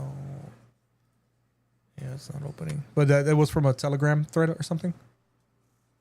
Grafted. What is it? Yeah, Grafted it looks sense. like it's no, it's Young Christian who shared it, but yeah, it seems like it's a Telegram group update or something. Yeah. That's so horrible. It's yeah.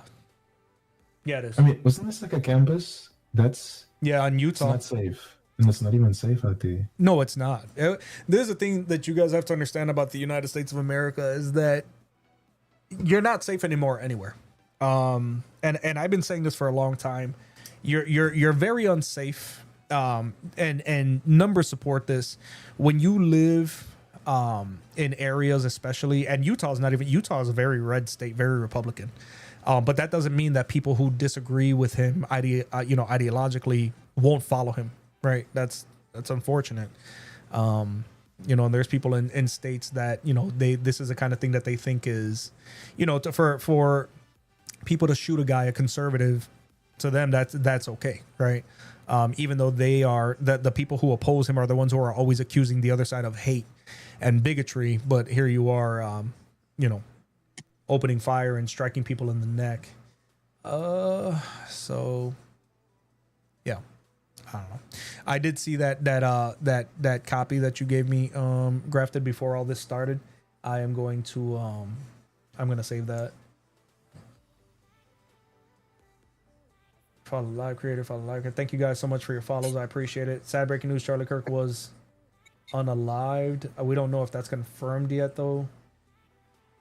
You know what? That came in earlier, and I didn't even notice it. But I don't know. It's not. I mean, here's the thing, though, guys.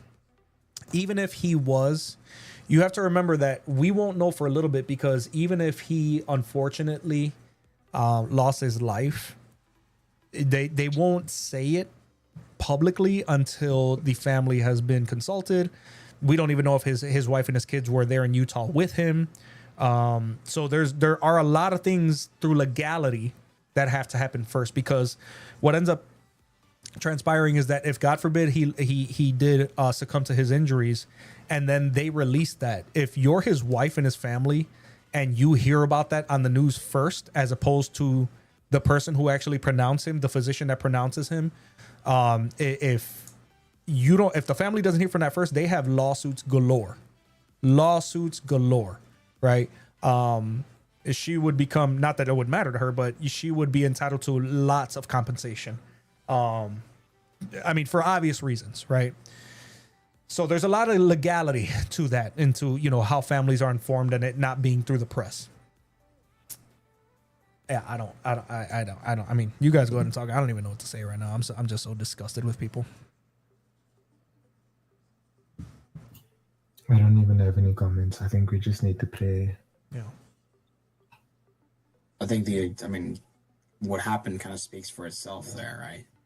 It shows, and I'm not saying this is all liberals. Like, there are genuine people that are good to talk to, but it shows the hatred of a certain number of them that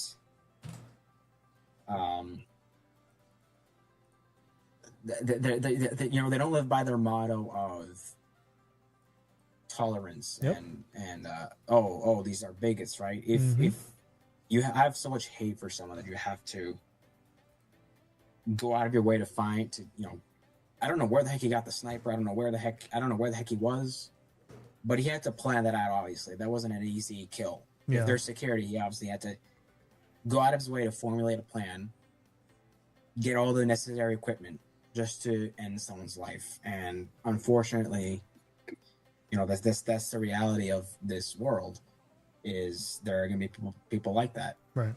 I mean, so all we can do right now is pray, and not just pray for him and his family, but pray for, as hard as it is, for the shooter. Mm-hmm.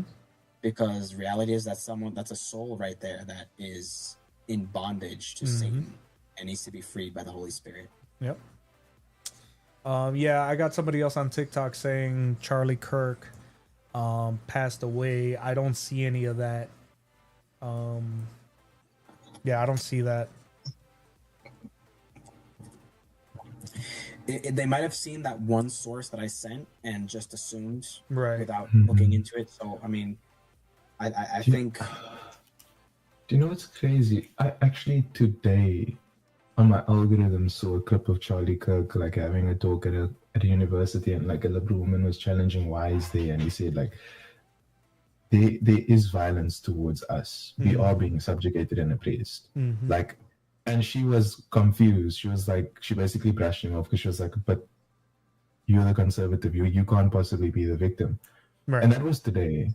Right. I was just working and it was in the background, like it's not even irony, it's just like that came rushing back as soon as you said he was shot. I'm just like, wow. Yeah. Yeah. Yeah, you know what, guys? Here's the thing, man. A young Christian hit it right on the head, man. And this even though it's off topic, no, it's not off topic, but it's on the topic of prayer. Is that I remember when the October 7th event happened in Israel, and I remember praying for the families and hearing about the atrocities that were taking place in Israel against, people of all kinds, especially babies and the elderly. And I remember praying for them. And I remember one of the hardest things I ever had to do was stop and start praying for the people in Hamas, right? Because even though I detest them as a man, and I would not want to be locked in a room with any one of them, because I know that it would be almost impossible for me not to give into the flesh. But, I still had to pray for them, because at the end of the day, as much as we don't like to admit it as Christians, Jesus's sacrifice was for them as much as it was for us. Right. And as for the shooter of Charlie Kirk, and as for all people that we disagree with, for all Muslims, for everybody. Right. He's a horrible person, but I don't wish death upon anyone. I'm not sure who you're referring to, and I don't even know your name is not popping up here. I just see a bunch of Warped TV. Yeah, I mean, yeah, you can like I said, you can disagree. Charlie Kirk is, yeah. I mean, if you don't like what he stands for, that's fine. But you know what? I think that people who run abortion clinics are the most detestable people on earth. I would never wish anything bad upon them, right? I mean, that's just we all have our subjective opinions about the way people are and how they are, but it doesn't mean for a second that that any harm should come upon them, and it definitely doesn't mean that anybody should be trying to harm anyone else, right? That's not something that I tolerate here. That's not something that you will never see me perpetuating. Yeah, exactly right. At the end of the day, we will all take it up with God, 100%. We will all receive it. We will all, take. But I'm not seeing anything. I'm not seeing anything official, right? I'm not. My thing is that young Christian, I'm not, in no way am I trying to poop on the source you gave. I'm just saying that I don't. You know what I'm saying? I've seen a lot of people who come, through little groups or whatever, and they probably are saying that because it looked bad. I don't know if you guys saw the video. I don't know if you watched it, but it looks. It doesn't look good. I have seen that, unfortunately, numerous times throughout my adult life. I've seen it in person. I've seen the aftermath. I've been on those scenes, and very, very rarely, out of probably hundreds of times that I've seen that now, very rarely does a wound like that turn into something that is recoverable. And I'm not saying it's not. We don't know. For all we know, it could have just caused it. There's lots of bleeding doesn't necessarily mean, that you will succumb to your injuries. But the neck, guys, there are just so many veins and arteries running through your neck. And there's a reason why things are not supposed to be, bursting into your neck like that. So Charlie Kirk's been shot, ladies and gentlemen. I don't. It puts a lot of things into perspective. We can have lots of conversations with our Muslim brothers and sisters. You guys, here, I'm gonna end that portion of the stream right now with this. We're all here trying to get the truth out, and people like young Christian. I'm so sorry. Young Christian, Grafted, George, myself. We know the truth because Jesus Christ has opened it up to us, right? And the book of Corinthians talks about people who are spiritually discerned. We can have these debates all we want. Look, we have my video who is up, and young Christian, you saw Grafted, you saw it. How many Christians were in there laughing at the insinuation that I conceded the Islamic dilemma. Then he uploads the exact same video on his side, and you have any number of Muslims saying that I conceded the Islamic dilemma. People are going to see things the way that they want, but we have to put things into perspective, ladies and gentlemen. And the fact of the matter is that no matter what, we are to love each other the way that Jesus commanded us to. And, this stuff is just inexcusable. We can have heated debates. We can have conversations about silliness, right? Which that's all this is in compare. When you're talking about somebody's life, all this is silliness. I don't give a damn, right? If God were to tell me you're never going to have another debate and it could save someone's life from this kind of nonsense, even though I wouldn't like it, I would happily agree if it means that I could save someone's life, especially Charlie Kirk. Grafted, do you want to lead us in prayer? Would you mind? Sure. Thank you. Lord and Heavenly Father, thank you for this day you've made. Thank you for your mercies upon our lives, which are new every morning. Heavenly Father, darling Son of Heaven and Holy Spirit, we come appealing to you. We come asking not just as our prayer, but for your intercession as well. Lord, that you will take Charlie Kirk and his family in your hands tonight. That even the shooter who was captured, Lord, that you will have mercy upon their lives.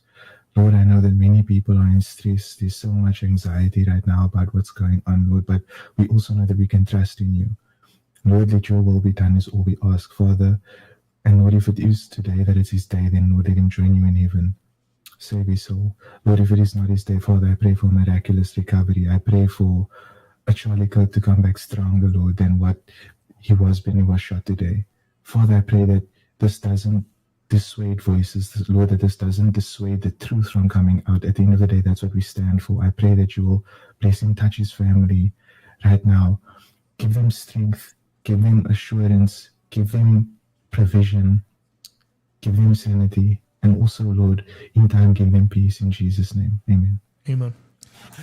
Thank you, Brother Grafted, for that. Yeah, I mean, at this point, Rising Sunshine says things might not go Charlie's way. It was a nasty blow. Yeah, all we can do is pray, man. It doesn't matter what we think may or may not happen. What matters is, what God's will actually is, right? There's people who have survived injuries that most people are not even aware are survivable. Yeah, I don't know. I don't know. If I could touch on that. Yes, please. Let me word it like this, right? If it's God's will for Charlie Kirk to live, then God is going to demonstrate his power in Charlie Kirk by letting him live. Right. If it is his will for Charlie to go, then he's going home. Right. Assuming he's a true Christian, which I believe he's a true Christian. Right. So he's going home. Either way, God is glorified. Right. Even through the evil. And I know it's a heavy subject on, evil, but the fact of the matter is God, even through evil, uses it to glorify himself. So right. we can't have hope as Christians that either whatever happens, it is in God's will and it's a good decision that he's going to make. Mm-hmm. Yep. What's funny is that, and that's the thing, is that people who are on both sides are speaking out against this. I just, I don't get it. My thing is, when you do stuff like this, in my experience, to be that shooter, you have to be ignorant of all of history. You guys both know what happens throughout pretty much all of human history when you martyr somebody, right? You know what happens when you turn somebody into a martyr. If that man doesn't live, you just created 1,000 more in his place. Because people are now going to look at that and say, I dare you to try it with me. And I'm one of those people, right?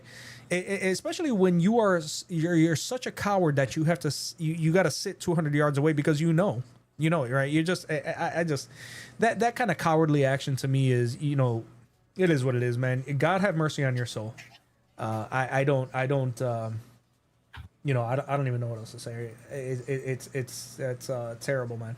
It's terrible, and I feel really bad for everybody involved, not just Charlie and his family, but this guy, because this guy literally just you ended the rest of your life. And if Charlie Kirk loses his life, Utah is a capital punishment state. So you're essentially going to end up in death row. There's nobody who's going to perch up from 200 yards away from a sniper shot and get second-degree homicide. That's first degree. It's premeditated. So no matter what, yeah, you're screwed. You're screwed. Yeah, I don't know. Let's see what they're saying on other. I don't see anything on Google yet. That's not to say that. I mean, Charlie Kirk shot. This Dave Rubin is talking about it. He started doing one of his amazing things with his hands and the whole thing, and he was talking about some biblical imagery, and he was describing something, but he couldn't remember all of the images that he was trying to elaborate on. And suddenly we heard sort of like a crash and a scream in the back, and then there was all this commotion, and we saw someone running to the stage who, as he approached the stage, got tackled, and his phone kind of went flying. This might be on video somewhere. His phone kind of went flying to the stage, and Jordan saw it.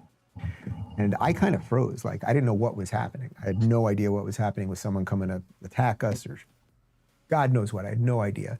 And Jordan calmly, in a way that probably only Jordan could do, Jordan calmly, he looked at the phone for a second, and it turned out that the guy was a young guy. And I saw the guy. Once they tackled him, I saw him, and he just looked dazed. Like, he was like a young guy. He didn't look crazy. He just looked like dazed in his eyes.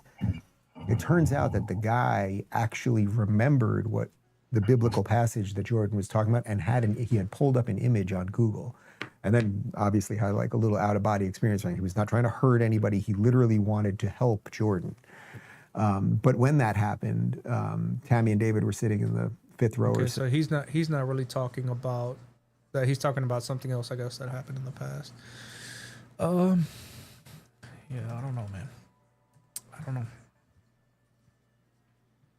Charlie Kirk hands out L's at the University of California, San Diego.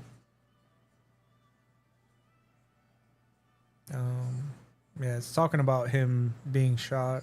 I'm not gonna show the video, guys. It's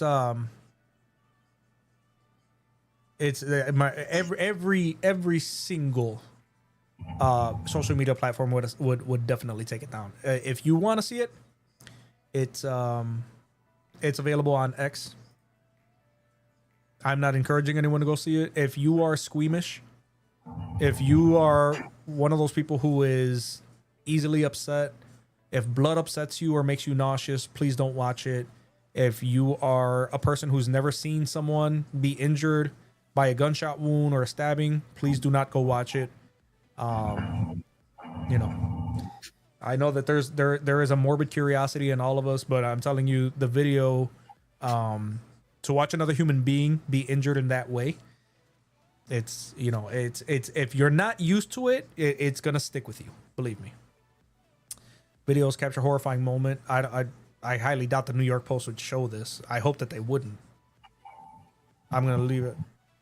Okay, yeah, they blurred it out. Okay, so I'll show this one because it's blurred out, ladies and gentlemen, but viewer discretion heavily advised. It is a 61-second video. It is blurred out. Counting or not counting gang violence? So right as soon as he said gang violence and he put his microphone down, the guy opened fire. We're not counting gang violence. Oh my God. Go, run. Whoa. Counting or not counting gang violence? What the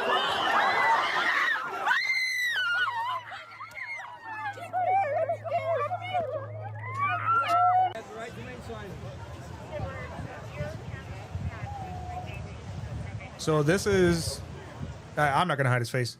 This is him. I don't know anything about him. Maybe he did it because he's old already and he knows that by the time he gets on death row, he'll probably be dead anyway because he looks like he's 475 years old. I don't know.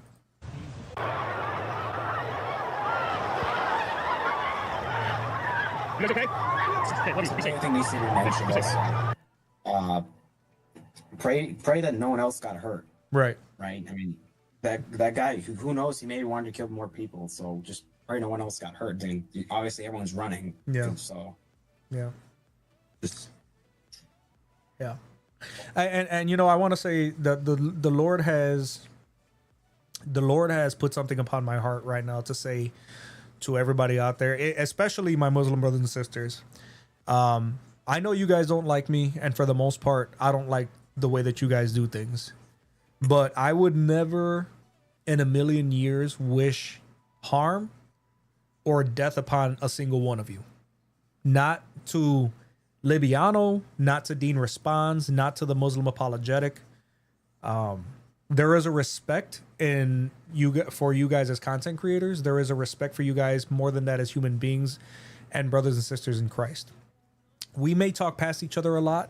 You guys may think that I crash out. You guys may think I'm overly aggressive. But at the end of the day, that's who I am. That's what my personality is.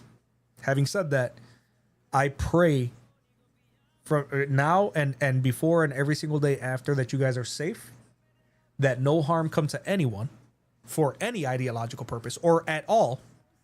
And I want to make that abundantly clear to my Muslim brothers and sisters that you guys are always. If I saw you hungry on the street, I would feed you, right? And my heart breaks to think that this is the kind of stuff that we have to come to as human beings to do to one another, especially over something like ideological differences. It's absolutely inexcusable. And I promise to God, hand before God, as a father of all my children, that if I pray to God, and I'm speaking to all Christians, conservatives, and anybody out there who stands even remotely oppressed to the progressive ideology, do not retaliate. I'm begging you. For anyone within the sound of my voice, please do not get up and decide that you're going to find the nearest what you think is a liberal or progressive and retaliate. Please do not. Because you're not helping the situation. You're becoming what Jesus would call a stumbling block. Don't do it. Keep your hands to yourselves. Keep your temptations quenched. Go to the damn gym, work out. I don't care what you do. Do not retaliate, because no matter what you do, you are not going to be doing it to anybody who was even involved in this. Ladies and gentlemen, Christians, conservatives, Muslims, whatever. Because I know there's Muslims out there who love Charlie Kirk too. Keep your hands to yourself. Let the justice system take its course. The guy's already in custody. Leave it alone and let God be. Do not take it into your own hands. Do not take justice into your own hands. The Bible talks about this. Do not take vengeance into your own hands, for vengeance belongs to God. Don't do it. I'm begging you guys. I know that my following's not that big. I know we don't have that many viewers right now. I don't care about that. Do not do it, please. I want to say also one more thing that Yeah. I've been thinking about. Sorry if you heard a little bit of noise. That was my mom. No, you're fine. But yeah. So, I've been reading for the first time St. Augustine's City of God, and there's a question that pops up in there: is where is your God in the face of, persecution, suffering? Right. And the way he answers it is, where are your gods? Remember, he's talking to Romans in that context. So, yep. The fact is, the non-Christian doesn't have, whether it's a pagan, Muslim, right? They do not have because they do not believe in the true God. So there is no one with them. And I don't say this to make this argument here or debate, because this is not the time for that. Right. I'm trying to say here that I'm following. as a Christian, Yeah, I'm following you. Yep. right? Charlie Kirk, as a Christian, even though God let that happen, there is a reason behind it. Mm-hmm. God is not like God left him. Right. You can't just simply assume that. Right. God and I believe he goes on to say, I forget the exact wording, but he talks about how God will, I think he says, show our strength or strengthen us, something along those lines. Right. And so ultimately, if there are people that are asking that question, whether it's the atheists or the Christian, where is God in this? He is right there. Mm-hmm. He's working. Yeah. It might not be clear, but he's working. Yeah. Amen. And I wanted to share that because that's actually when I read that like a few days ago, I found that really cool the way St. Augustine explains it. Yeah. They're gonna be burning in hell. The fucking racist is dead. Ooh. He burning in hell now. His mother's single now, single kids. Ooh. Let's keep it up, guys. Let's shoot more conservatives. Yeah, you could try. Kill all the white As a matter of fact, I want you to try. Let's go. But I'll pray for you, brother. I'll pray for you. You have a few demons in you. I don't. Yeah, this is I'm glad. I'm glad people show their true colors, but I'm not gonna let you. I'm not gonna let you turn this into that. Okay. Yeah. I don't know what that was about, but pray for that guy, by the way, too. Yeah, My goodness. yeah. Pray for him. Celebrezzy on TikTok. Yeah, I mean, it is so what it is. as I was saying, right.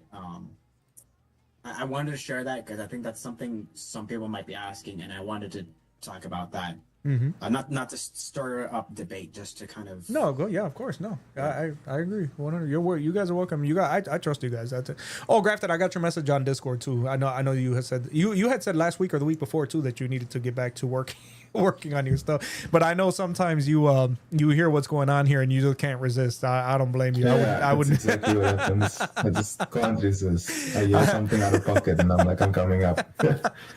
I actually almost always expect you to be here, even though you say not because I feel like he better be here, but like sometimes when people start talking, I'm like, yeah, Grafted's not here. If he hears this, I can almost guarantee he's gonna be here. Did we just lose Magic?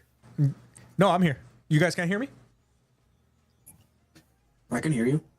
Oh, okay. For some reason, you just disappeared. It was just young Christian on my screen. Oh, Sorry. okay. No, you're good. You're good. I think it's a video ninja thing. Let's see the rest of this real quick. Apparently he's been shooting. I don't know who's been shot. Utah Valley State University. You're right. He has a family, but you got to remember, people like that, people like Celebrezzy don't care. You have to understand that since the time of the earliest humans, there are people who are soulless and are literally consumed by demonic forces, and they think that they're funny, they think they're whatever, and they think that people are afraid of them. I'm going to shoot more conservatives. The dude probably has never even shot a BB gun, but it is what it is. It's I don't know if that was shots or if that was fireworks. Because it just shows like the dehumanization. Yeah. Like it's not just I have something against Charlie Kirk. I'm glad we rid of him. It's like no, let's do more people, and it's like it's the classic like you dehumanize a group so they can just be killed, and this is how those regimes have all started, always with that like toxic mindset. Mm-hmm. And we should also just pray that God removes such vile thinking. Yeah, amen. Amen. Yeah, I would also say just don't engage the trolls. Just block him or report. No, yeah, he's blocked. Yeah, he's blocked. Well, the thing was, he hadn't said anything in chat. He requested, so I didn't know if he was gonna I'm trying to be kind and bring people up who I heard this, I heard that, and I don't know if it's another Christian. You can't always tell by the profile picture of the name. His name was Celebrezzy, so I don't, you know what I mean. So when I brought him up, he started saying that right away. So I kicked him and I blocked him because I'm not. Yeah. You know what I mean. Yeah. So I mean, and then that wasn't just to you. It was like just in general to people. No, there's like anytime there's gonna be trolls. Like for example, when Dr. John MacArthur passed away, there were a few of those rabid anti-Calvinists, and I mean, I don't know how all of us stand here on soteriology, but it really doesn't matter, right? Because when he passed away, right, that's a delicate moment for some people that followed him, his family, right? And that's not the time to say he's burning in hell or whatever, right?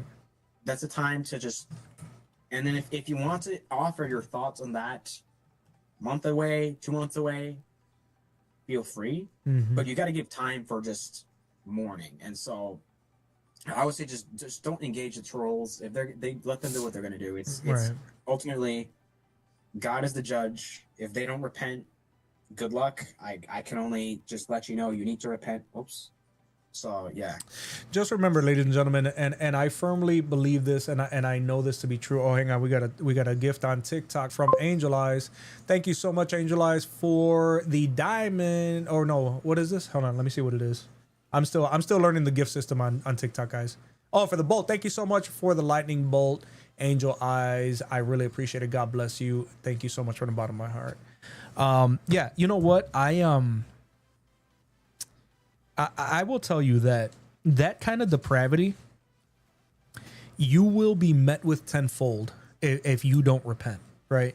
And it's like when you sit there and you laugh at things like this and you talk about things like this and you think, I think to me, the most ironic thing behind what's going on with people like that is that they're actually laughing and celebrating as if they're doing so under the guise of superior morality, right?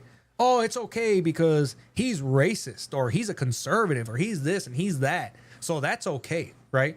But now imagine if the shoe was on the other foot, right? Imagine if that was a conservative saying that about somebody who was an abortion advocate or a homosexual person. Could you imagine the outrage that person would be met with? But when people like that do it, it's okay because, you know, you got the media on their side and things like that. But yeah, absolutely disgusting and doesn't surprise me at all. I don't see anything new. It just says that he was shot. I don't see anything new, guys. I don't see. Thank you. Ooh, we got a new member. Welcome to the Cross Unit Limiter. Appreciate you, man. God bless you. Thank you so much for joining the family, man. Thank you for buying a membership, man. Thank you so much from the bottom of my heart. God bless you. God bless you. God bless you. Yeah. I think the sources that are saying that he's dead are coming from X, because I'm just kind of glancing at Discord every now and then, and a few people are sending something that's saying, "Oh, he's dead," but it's on X. So yeah, it could be just like people's reactions saying that he's definitely dead. So right. Yeah. I think we just gotta wait right now. Yeah. I mean, that's all we can do, guys. We can keep talking about it. We can disavow this. You know, we can do everything that we need to do, but at the end of the day, you know, the actual PBC Copium on TikTok. What's going on, Copium? How are you doing today, brother? Yes, Maverick, you slag, right? You dickhead, mate. You absolute fucking prick. You little clap bastard, mate. You ugly fucking dick. Congratulations. Wow. Did you just let Shrek up on the stream? It's some dude named PBC Copium. He's a Muslim. I thought he was just gonna come and talk about whatever. But this is typical Muslims. He doesn't. Okay, I mean, it sounded like Shrek before puberty or something. Yeah, for sure. Jalisco 408, thank you so much for following on TikTok. I appreciate it. Thank you for the hearts, guys. Thank you. Listen, thank you guys all so much, man. I really appreciate it. I really appreciate all the support even right now. If you guys are here on YouTube, please don't forget to smash the like button. Hit those hearts on TikTok and on Rumble, please don't forget to like. I appreciate you guys. Witness says he saw Charlie Kirk go limp after being struck by. Yeah, of course. Many people go limp after getting hit by a bullet. That's not abnormal. 1 hour ago, this guy from... I'm at the Charlie Kirk event at UVU where apparently Charlie Kirk was just shot in the neck, we're being told. I talked to 2 eyewitnesses as well as a third who are saying that he has been shot. Right after, people started running and screaming. I estimate a crowd of maybe 2,000 or 3,000 were here. It's been a bit chaotic. I'm at the Charlie Kirk. So kind of stuff we already knew. Conservative, political, and I mean, go ahead, brother. Go ahead. Yeah, I was like, so for people that genuinely think this is a good thing, just remember there's also liberals there that could also easily have been hit. The guy, he can easily just miss a shot. Things like that, right? Other people that aren't conservative can get hurt. Yep. So what you're advocating for is to risk other people, other innocent bystanders' lives just because you want to end somebody who you think is racist. And you're free to believe that. It's a free country, but you really want to risk other people's lives just because you hate this one person? Like this? Yeah. Yeah. Yep.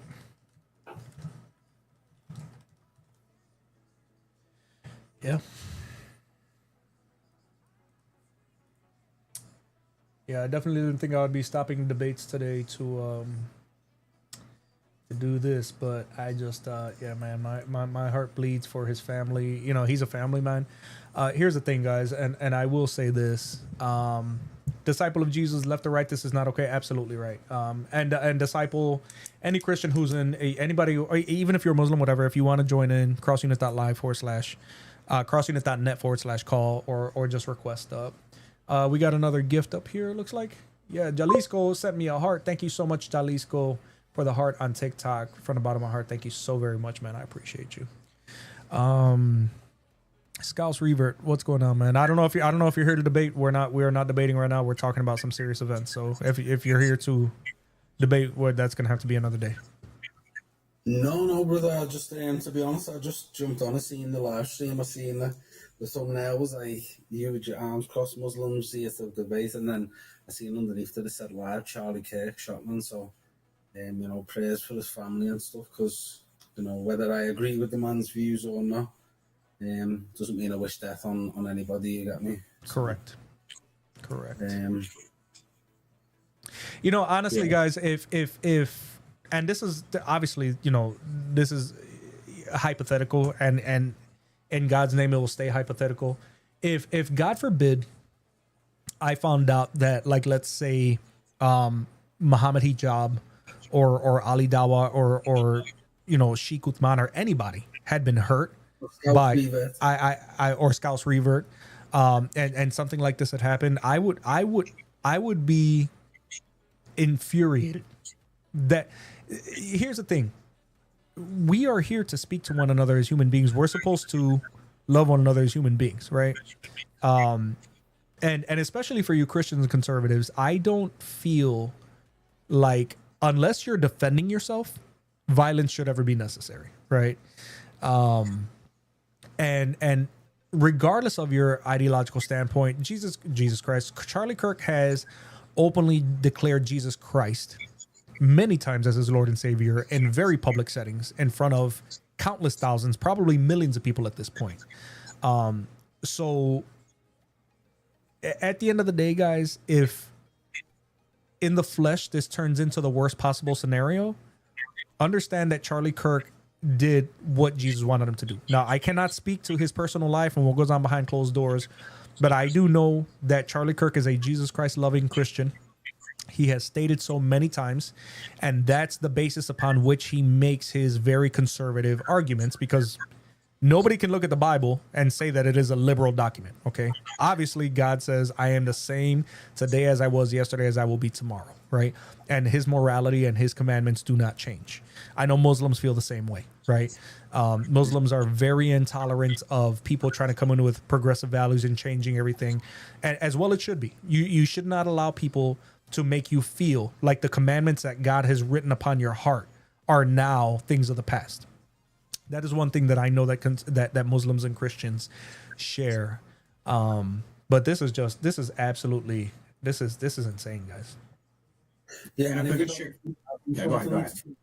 Sorry, young Christian. I just want to add something to that, because I think it's in moments like this that we can see, or that we can come together despite our differences. You know, we might have theological differences, or there are some core beliefs that really tie us together.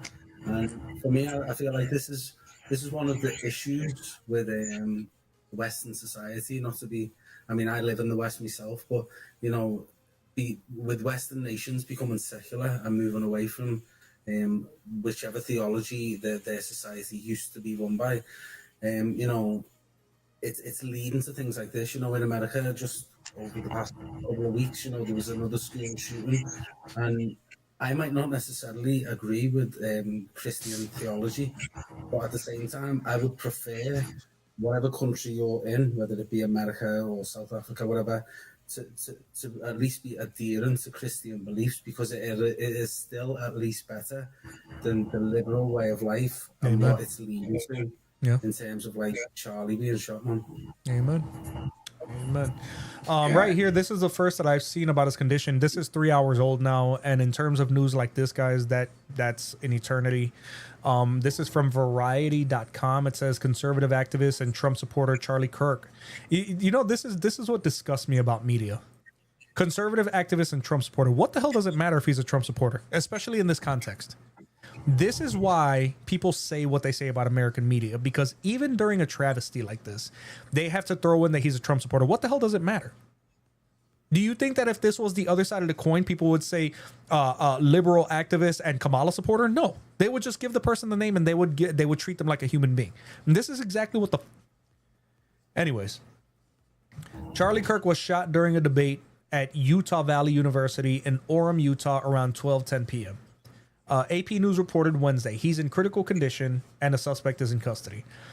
So that this is the first I'm actually seeing even about his condition. I haven't seen that anywhere else. What we know currently is that Charlie Kirk was about 20 minutes into his presentation when we heard shots fired from a nearby building, and to the best of our knowledge, he was hit and taken with his security team away from the premises, and the courtyard was cleared.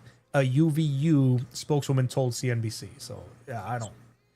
Dude, this is yeah. And I mean, here's the thing about introducing him like that. I understand if you want to make a brief introduction, but you can see. I guess you could see why, like, just labeling him. Yeah. By the way, he's a Trump supporter. Like, there probably is a reason why they just have to mention Trump supporter. Yeah. Like, if you want to say like conservative debate or whatever, fine. If people don't know who he is, right? But, like, I don't know. Yeah, and to me, and having my experience with the media as I do, especially American media, I can tell you that you would have thought after Trump winning that it would have gotten better, but it hasn't. When people from Variety and other mainstream media, I'll just call them mainstream media, when they report stuff like that, to me, it's almost like they're kind of almost giving an excuse. Oh yeah, well yeah, this happened because he's a Trump supporter. That's what I read into it. Now I could be wrong. That's just my subjective opinion, right? But essentially, that's what I feel like they're doing. Because if he was a Kamala supporter, they would never even mention that. But he's a Trump supporter, so of course it has to be thrown in there, right? Almost like they kind of want to remove the empathy from the guy. It's so disgusting. I mean, it's something I didn't even consider. We don't even know the motives of the person, right, that was shooting. Like, it could be a liberal. It could be just a guy that was insane. Right. Well, we know he's insane, but what I mean is, like, that's his sole reason for shooting him. That's just because he's insane. So, I mean, this doesn't need to be about. I don't know, Tyrone. I don't know if he's alive. I'm sorry, Tyrone Wiggins asking that. We don't know.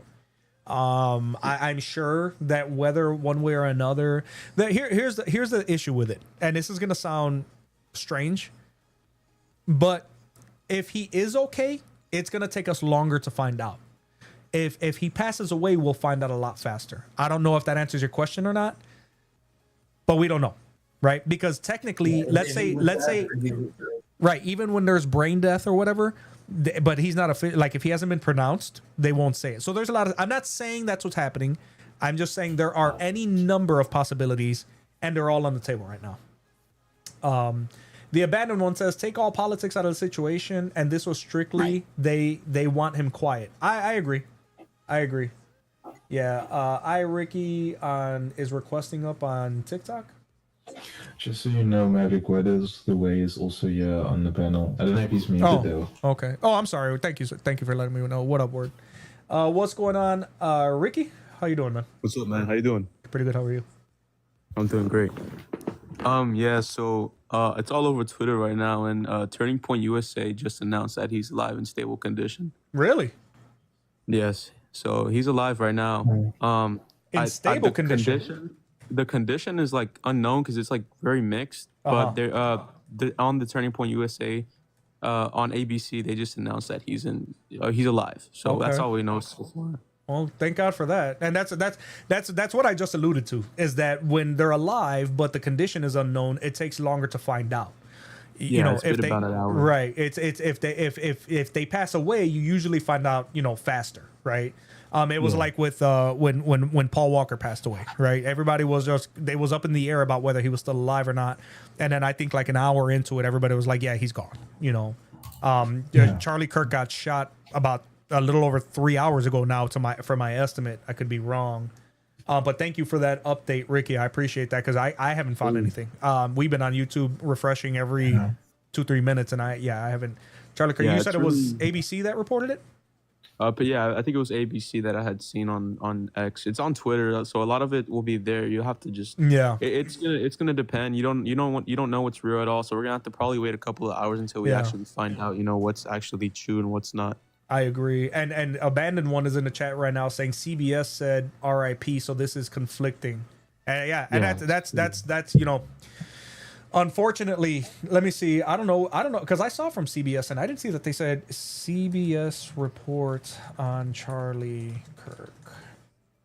Yeah, we won't know for a while. Yeah, CBS News, Charlie Kirk shooting witness says he saw blood pouring out everywhere. That's true. I did see it. Charlie Kirk shot at Utah campus event, suspect in custody. Early details on shooting of Charlie Kirk, special report. That was 37 minutes ago, an hour ago, 25. What we know about suspect in custody. I don't believe that suspect is the person that killed him because if you look at the video closely when he's getting taken away, you can actually hear, or you can actually see and hear him say that the officer said that he was just claiming, you know, so it was just a claim by someone, and you know, I mean, like the John F. Kennedy incident, there are people that claim that they killed him, and we really will never know, you know, until we actually get announced. Yeah, I agree. Yeah. Yeah, I haven't seen anything official yet, but we're just hoping that he's in good condition right now or stable. Here's the thing, guys. Getting hit in the neck is not necessarily fatal, but can be very fatal very quickly, right? Oh yeah. That's the problem. We got another guest up here also. It will take about a couple of seconds to die, but I mean, if you look at the video, you'll see that. I mean, he gets they rush like they're right on top of him. So I saw it. I mean, I can't show it. I can't show it on YouTube and Rumble, and I don't show almost any screen sharing on TikTok. Not because I don't love you guys, but the handful of times I did it, TikTok live studio right away tells me that my live gets restricted because there's unoriginal content. So as soon as I do it, I get restricted, which is pointless because then it's like, okay, well, I can't show you guys anything. I can't go over any of the debates, whatever. The only thing I can probably show comfortably on TikTok is my debate briefs, the PDFs, and that's it. Any screen sharing right away. I even had to run sound a different way just for this app so that the background music doesn't get, just because of that, because I got so sick of that. Well, in all fairness, that is something really graphic. I've seen it is graphic. Yeah. I don't know if you guys remember. Not to really pivot too much, but years ago there was this incident in the Bronx in New York where this 15-year-old kid was attacked by some gangsters, and they just brutalized this kid. They attacked him with a machete and knives. Yeah, I remember that. Stabbed in the neck. Yeah, I remember. He was able to run. I made the mistake of seeing that, and it's something that traumatized me to this day. That was like almost like 8 years ago. It's tough to watch, man. That stuff is, especially when it comes to younger people. Dude, I can tell you that coming home from work throughout the years, there have been times where if it wasn't for my wife, I probably wouldn't be here now.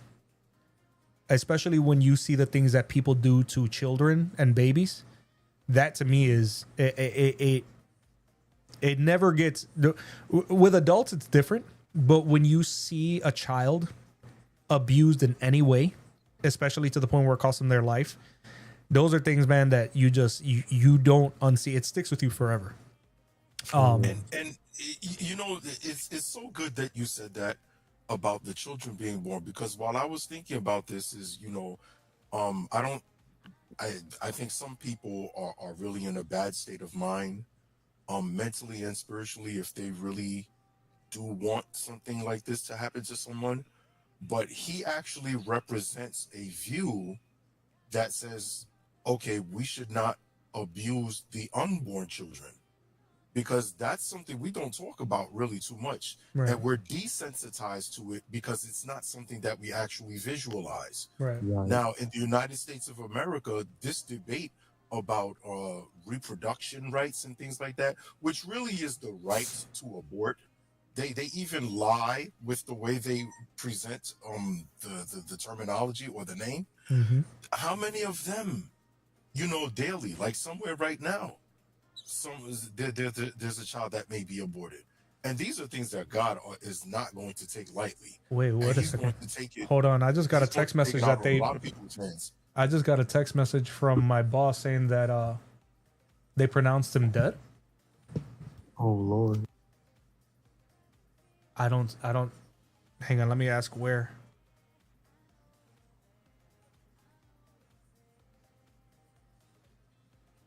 I said, bro, Charlie Kirk got shot. He said, I saw he died. Someone announced him a few minutes ago.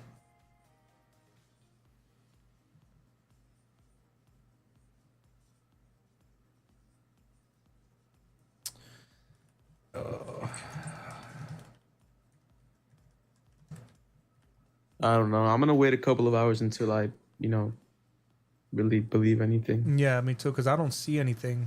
I still just see, even Yahoo. They're just saying that he was shot. Yeah. Yahoo News. Megyn Kelly says it'll be a miracle if Charlie Kirk survives. Yeah, it will be. That I agree with that.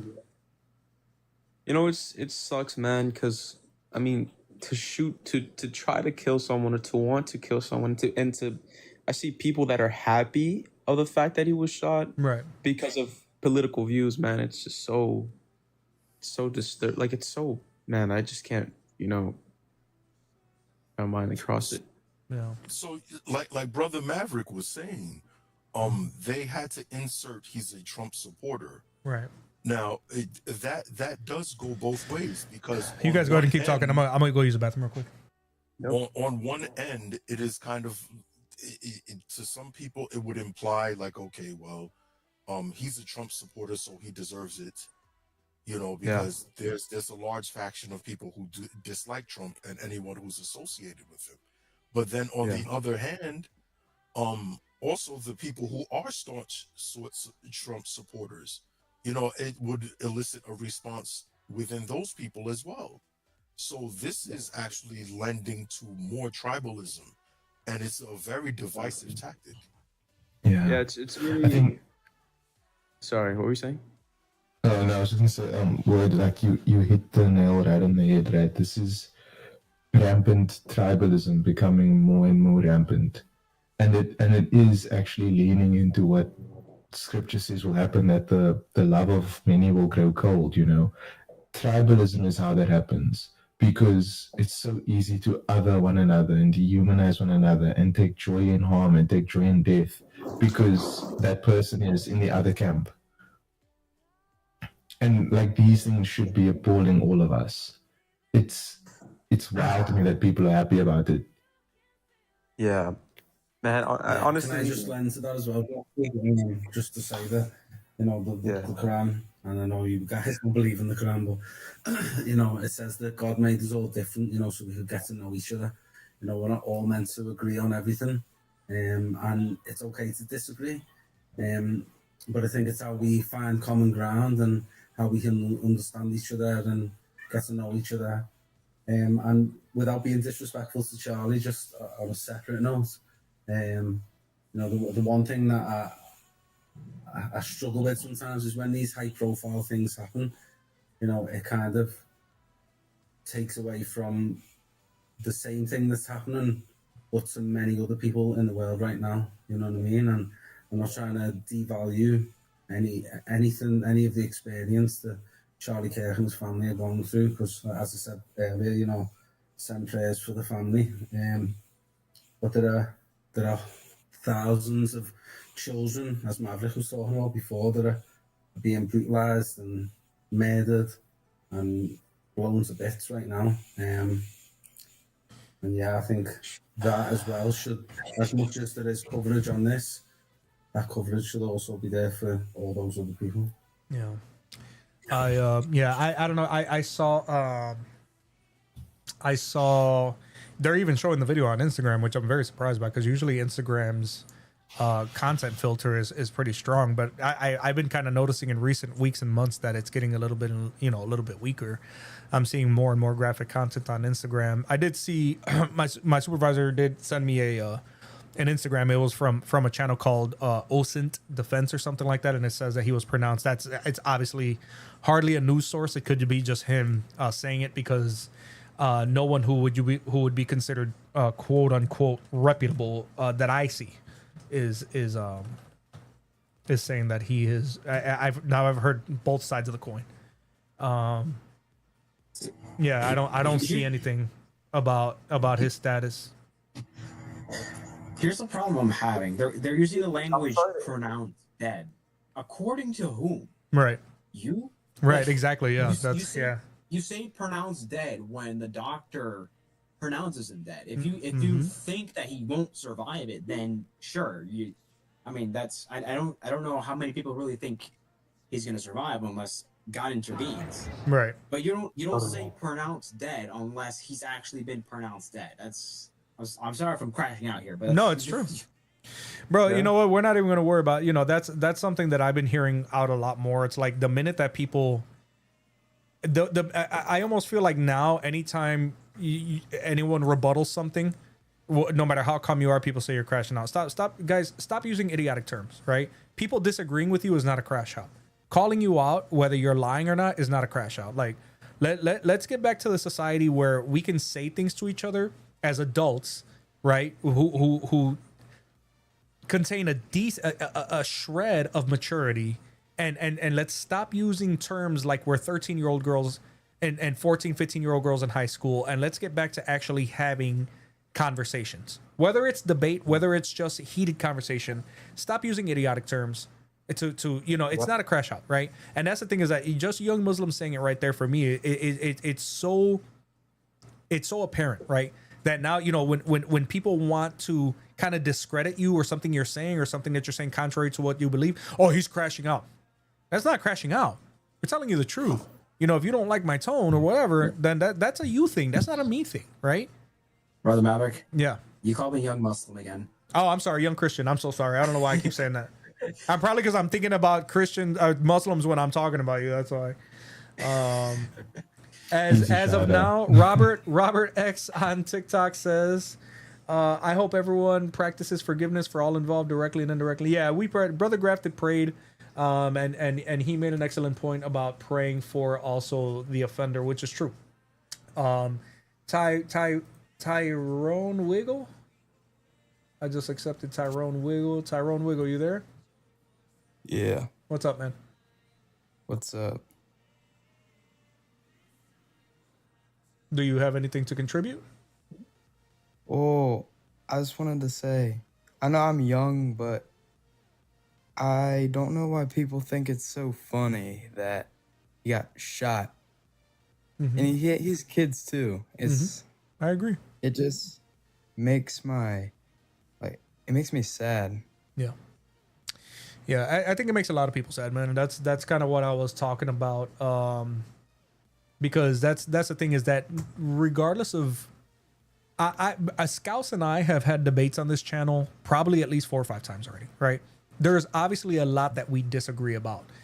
If I found out that somebody had hurt Scouse, especially because of his ideological beliefs, I would be disgusted and saddened beyond articulation, because if the point is for us to speak to one another and get the truth out to one another, how are we supposed to do that if we're hurting each other, right? Exactly. I don't understand that. And we got Saif coming up, guys. I'm not doing any debates right now. We're talking about the tragedy that just happened, so you guys are welcome. But Saif, how are you?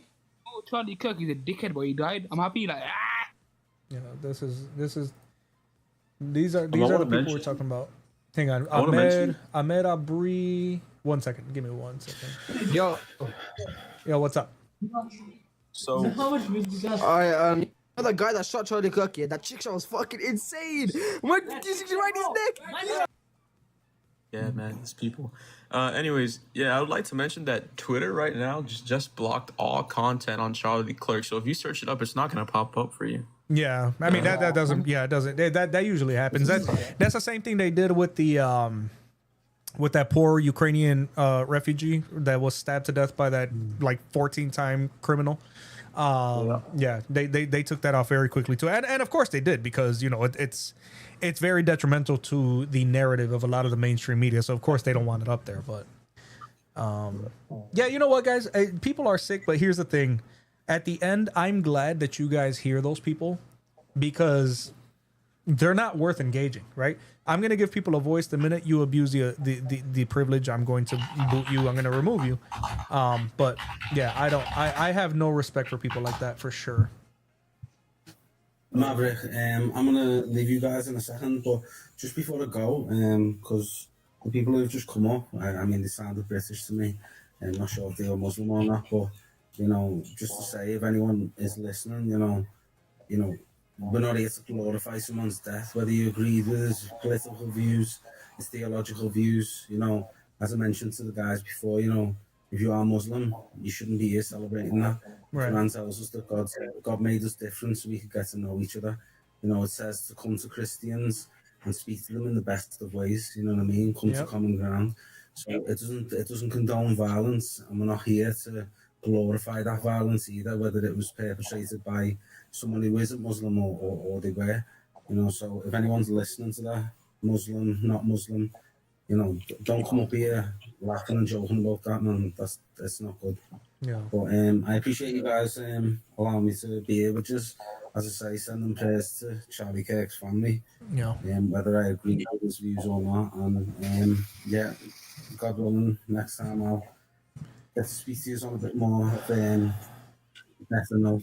Yeah, we'll try to be live on Friday. It'll be a little bit later, but yeah. There's Logan in TikTok is saying that he was pronounced. Some people are saying he is.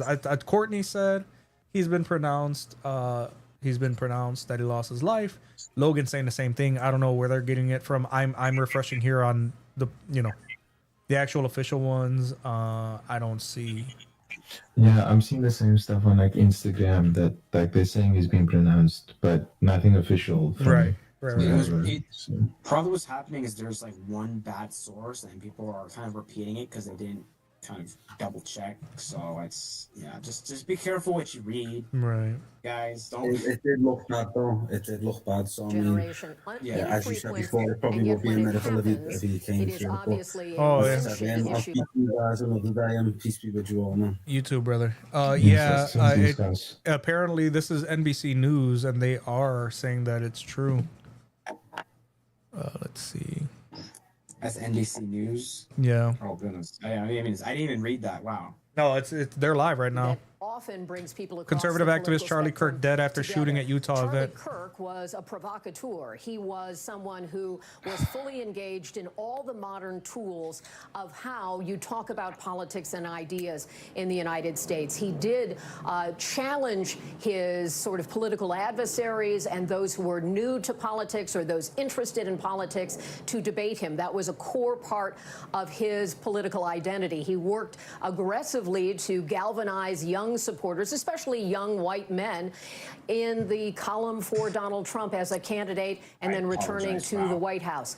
His access as a young man, 31 years old, to the president himself, the vice president, put him in an extraordinary category of the modern political influencer.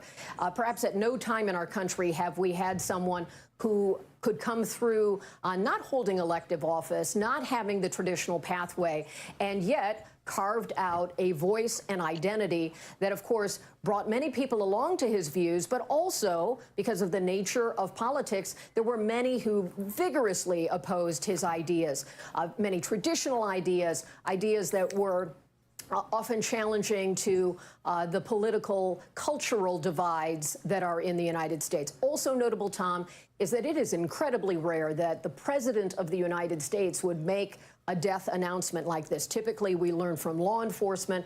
We do so after we know all family members have been notified. Yeah, Birdman, it looks like he died. The died. direct personal relationship between President Trump, his team, and Charlie Kirk his wife, family, and so forth. So we have not yet had official confirmation beyond the president, as far as I know, in the moments I've been waiting to speak with you here. We've been reaching out to the highest levels of law enforcement. Also incredibly notable, at this point, we are not aware of any suspect being detained. When you saw the scene and the video that you showed gave us a sense of a very crowded campus environment. A tent largely for sun protection, not for security protection, but that would, of course, diminish some of the lines of sight, would give some ideas about where they might have been able to try to learn more about where did the gunshot come from, what direction, what are they learning. As we know, there was an older gentleman who was taken into custody, apparently not related to the violence itself, but this kind of thing happens at these chaotic events where police are trying to sweep up any kind of witnesses, information, people who might be able to help fill in the picture. So major questions remain. Who is responsible? Were there a person or persons involved? What were the motivations? All of that yet to be identified. We have been in a season of political violence, Tom. In Minnesota, we saw the lawmakers at the state legislative level who were killed along with a spouse, another lawmaker wounded along with a spouse. And we have seen these attempts, including on the life of President Trump. That is notable.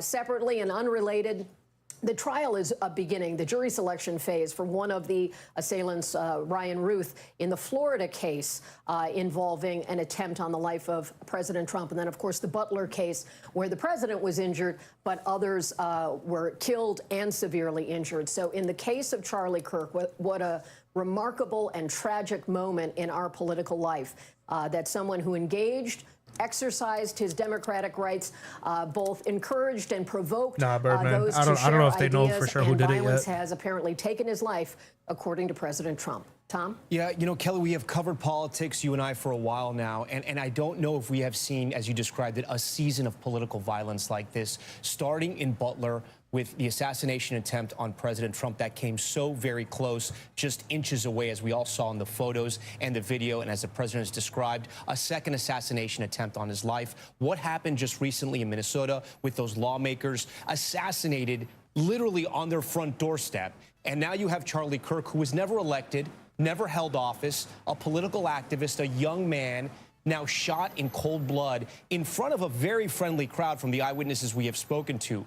In a very sick type of irony, Charlie's group was called Turning Point because he thought there was a turning point now in politics with President Trump and where the Republican Party had gone. And Kelly, you wonder if now in his death, there may be a turning point when it comes to politics in this country. I mean, how will political activists, any type of political speech now, happen in America, right? When you have something like this happen in a place where someone thought he was speaking to a friendly crowd. Well, certainly it was a largely friendly crowd. I mean, Utah, which is certainly conservative, a university-based, the kind of group of followers who would know who Charlie Kirk is right off the bat, a figure who lived on their phones and in their social media, ever present in those ways. We have seen over time, when there are these wrenching moments of political violence, there are waves of what happens. Initially, there is the shock. There is bipartisan or across the spectrum condemnation of political violence. There are inevitably questions about the availability of guns and questions of security. Obviously, our elected senior leaders have intense security around them. But on a campus, a political actor like Charlie Kirk, you would have basic security, local law enforcement, campus police, that kind of thing.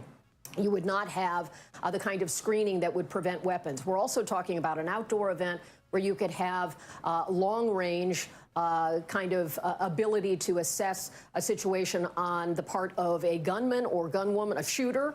And so there are so many questions to be filled out. But I think there will certainly be a moment to again address what is the place of violence. Are our politics so poisonous that people cannot control the impulse to act out?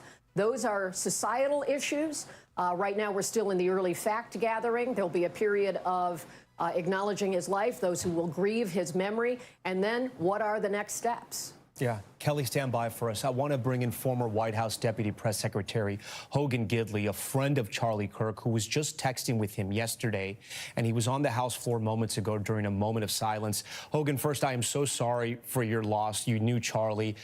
Talk to me about what you remember about him and what this moment means right now. It is so incredibly sad for those people that were close to Charlie Kirk. Yeah, thanks, Tom, for having me. I remember working in the first Trump administration in the White House, and Charlie would come by, and we would all kind of look and say, "Who is this kid? What does he think he's doing? He's so ambitious, and he's so talented at this young age." And we all kind of gravitated toward him. We watched what he was doing with the youth across this country, not afraid to go into hostile areas and have a debate over ideas. No violence, altercations other than verbal, because that's what the country is all about, disagreeing. And he built a brand, he built an entity, he built a movement based on the ability to come together and have these sensible, honest conversations with statistics, with data. And just watching him do that, it was just awe-inspiring for someone like me who's been in this movement for such a long time, and to watch him at such a young age be able to capture the hearts and minds of so many across the country really was a blessing to me. I will tell you, we were texting just the other day, as you mentioned. He was supposed to go speak at my alma mater at the end of October at Ole Miss, the University of Mississippi in Oxford, and I told him I saw that he was coming, and he knew I went there. He said, "Oh, you have to come to that. We're going to have a great time." And so I was trying to plan a trip down to Oxford to be with him, and now this happens today, and I'm so sad to think of his wife and his children who were left behind after this tragedy, but I'm also filled with rage to think someone would do something like this simply for disagreeing with somebody politically. We don't know the motivations yet, but obviously they didn't like Charlie.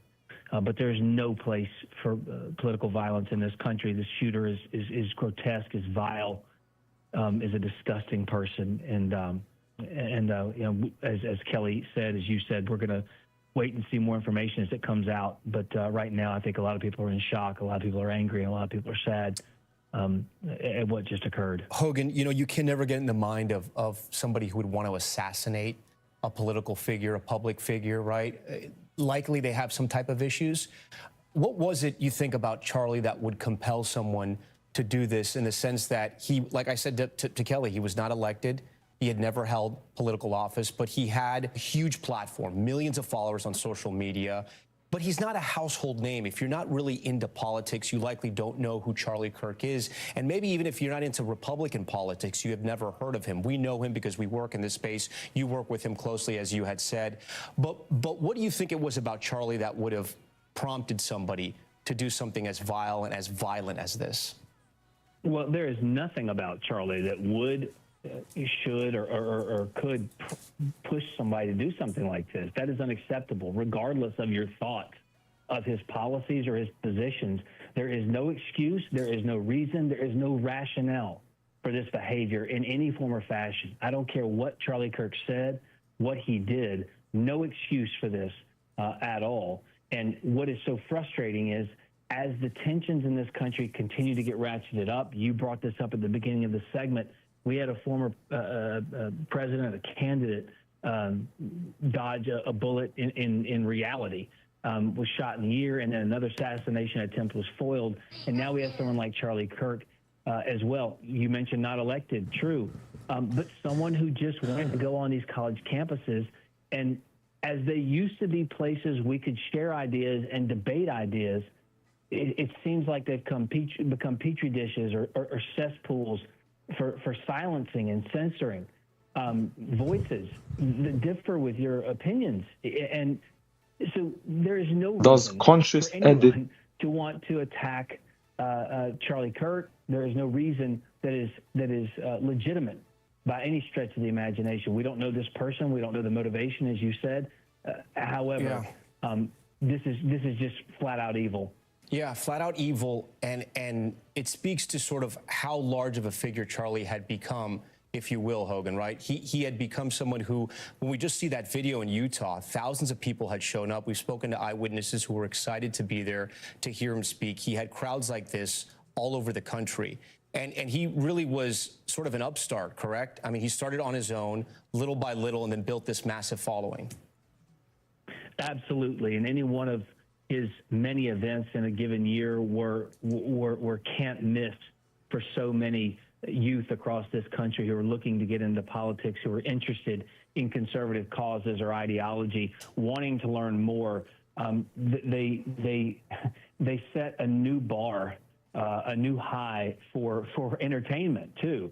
Not just someone getting up behind a podium and giving a speech, but so much of this was showmanship as well, bringing in the youth vote. He had a massive impact on the election in 2020, obviously won in 2024 as well, doing some incredible work in many key battleground states, just from a mechanical standpoint, getting out the vote, doing the non-sexy parts of politics, the roll up your sleeves, door knocking, engaging with voters. This is what he understood. Again, at such a young age, that's how you get involved and that's how you effectuate change. He didn't even hint at violence. He didn't hint at anything other than honest, open debate and conversation. That's why this is so tragic, and that's why this is so hurtful to so many. I will just say this, and I would be remiss if I didn't. Charlie was a devout Christian. He believed in the risen Lord, and right now the people out there who are suffering and who are sad for him understand where he is and what he is doing. He is embraced by his Lord and Savior, Jesus Christ, and that for many of us is going to be one of the things that gives us some sense of comfort today. Yeah, we've seen that in a lot of the posts from both the defense secretary and the vice president as well. Hogan, I do want to ask you, talk to me about the relationship he built with the Trump family and with the president. I know he worked with Don Jr. As an assistant and helped him out politically, and then he also worked closely with the president. The president has acknowledged this, and Kelly acknowledged this as well. I mean, it speaks to his relationship with the president and also what he had built, that the president of the United States, the leader of the free world, announced his death to the public. Well, the president and Charlie were very close, in large part because the president is about getting results. He is about seeing the fruits of labor actually coming to work and getting things done. And Charlie provided that. He would always ask Charlie about the pulse of the young people in this country. What are you hearing? What are you seeing on the road? And what makes Charlie so valuable to the MAGA movement, to conservatism, to the Trump family, to the Trump organization, the Trump administration and orbit, is that he would tell them where he thought that they were missing it, where there are some problems, where to focus on, shifts in strategy, if you will. He knew those things as it related to his area of expertise. And so when you're running campaigns and you're looking to try and mobilize and motivate and create movements out there across the country in different segments, Charlie had the pulse of so many youth across this country, people who were yet to be able to vote from TikTok. Who was asking? Mike Yetner in the side chat. He's asking. Oh, Mike, you go ahead. You could have talked, brother. You all you have to do is unmute yourself. Well, yeah, I didn't want to rudely interrupt from. No, you're fine. Stuff, you're yeah, fine. You're fine. When I heard about the disgusting person over there on TikTok, what he was saying on your video call right there, I went over there and was taking a look at quite a few of disgusting people chatting in there, and I was just basically asking if you want me to go ahead and go over there and mod and basically boot the people over there. Yeah, please do. If you show up, just type a comment so I can mod you right away, and yeah, for sure, just boot out whoever. Thanks, brother. Okay. You're welcome. From an age standpoint, people who are just because we're out giving speeches all the time, we're out interacting with voters all the time. I was just talking to someone on the floor who I had gone on the Trump bus tour with to Pennsylvania and Wisconsin and Ohio and Christian Florida. Prince is on right now. And then I look again, I said in the chest, so it was in the neck. You remember? When I look at the video, even it's very short, I said, generation, infrequent, and yet when it happens, it is obvious. Their safety and security, and these things are being reported now, but they're also, so many are not reported, the threats that these people receive. Again, no place for it I would argue it's disgusting. It's completely against our Judeo-Christian founding, our civil society, our very American way of life. But at the same time, it's a reality at this point, and I hate that it is. So I think people out there are going to be quite concerned and maybe even reticent to get out on the political stage when it's meant for open, honest debate. Brother Mike, I see you on TikTok. Give me a second because it's not letting me make you a mod on TikTok Live Studio. I'm going to figure it out. And not violence, but we've seen so much. Hi. Guys, I'm gonna call it for the night. All right, Hopefully Crafted. you have a good stream, Father. Okay. All right. Thank you, brother. I'll talk to you soon. Years, including today, of course, and it's just got to stop. Yeah. It just has to stop. Yeah, regardless of your political views, it is un-American. It has gotten too violent, and now someone has died. Hogan, we thank you for sharing your thoughts. I am so sorry for the loss of your friend. I do want to bring in our senior Washington correspondent, Hallie Jackson. Hallie, we cover politics day in, day out. Who's up, who's down.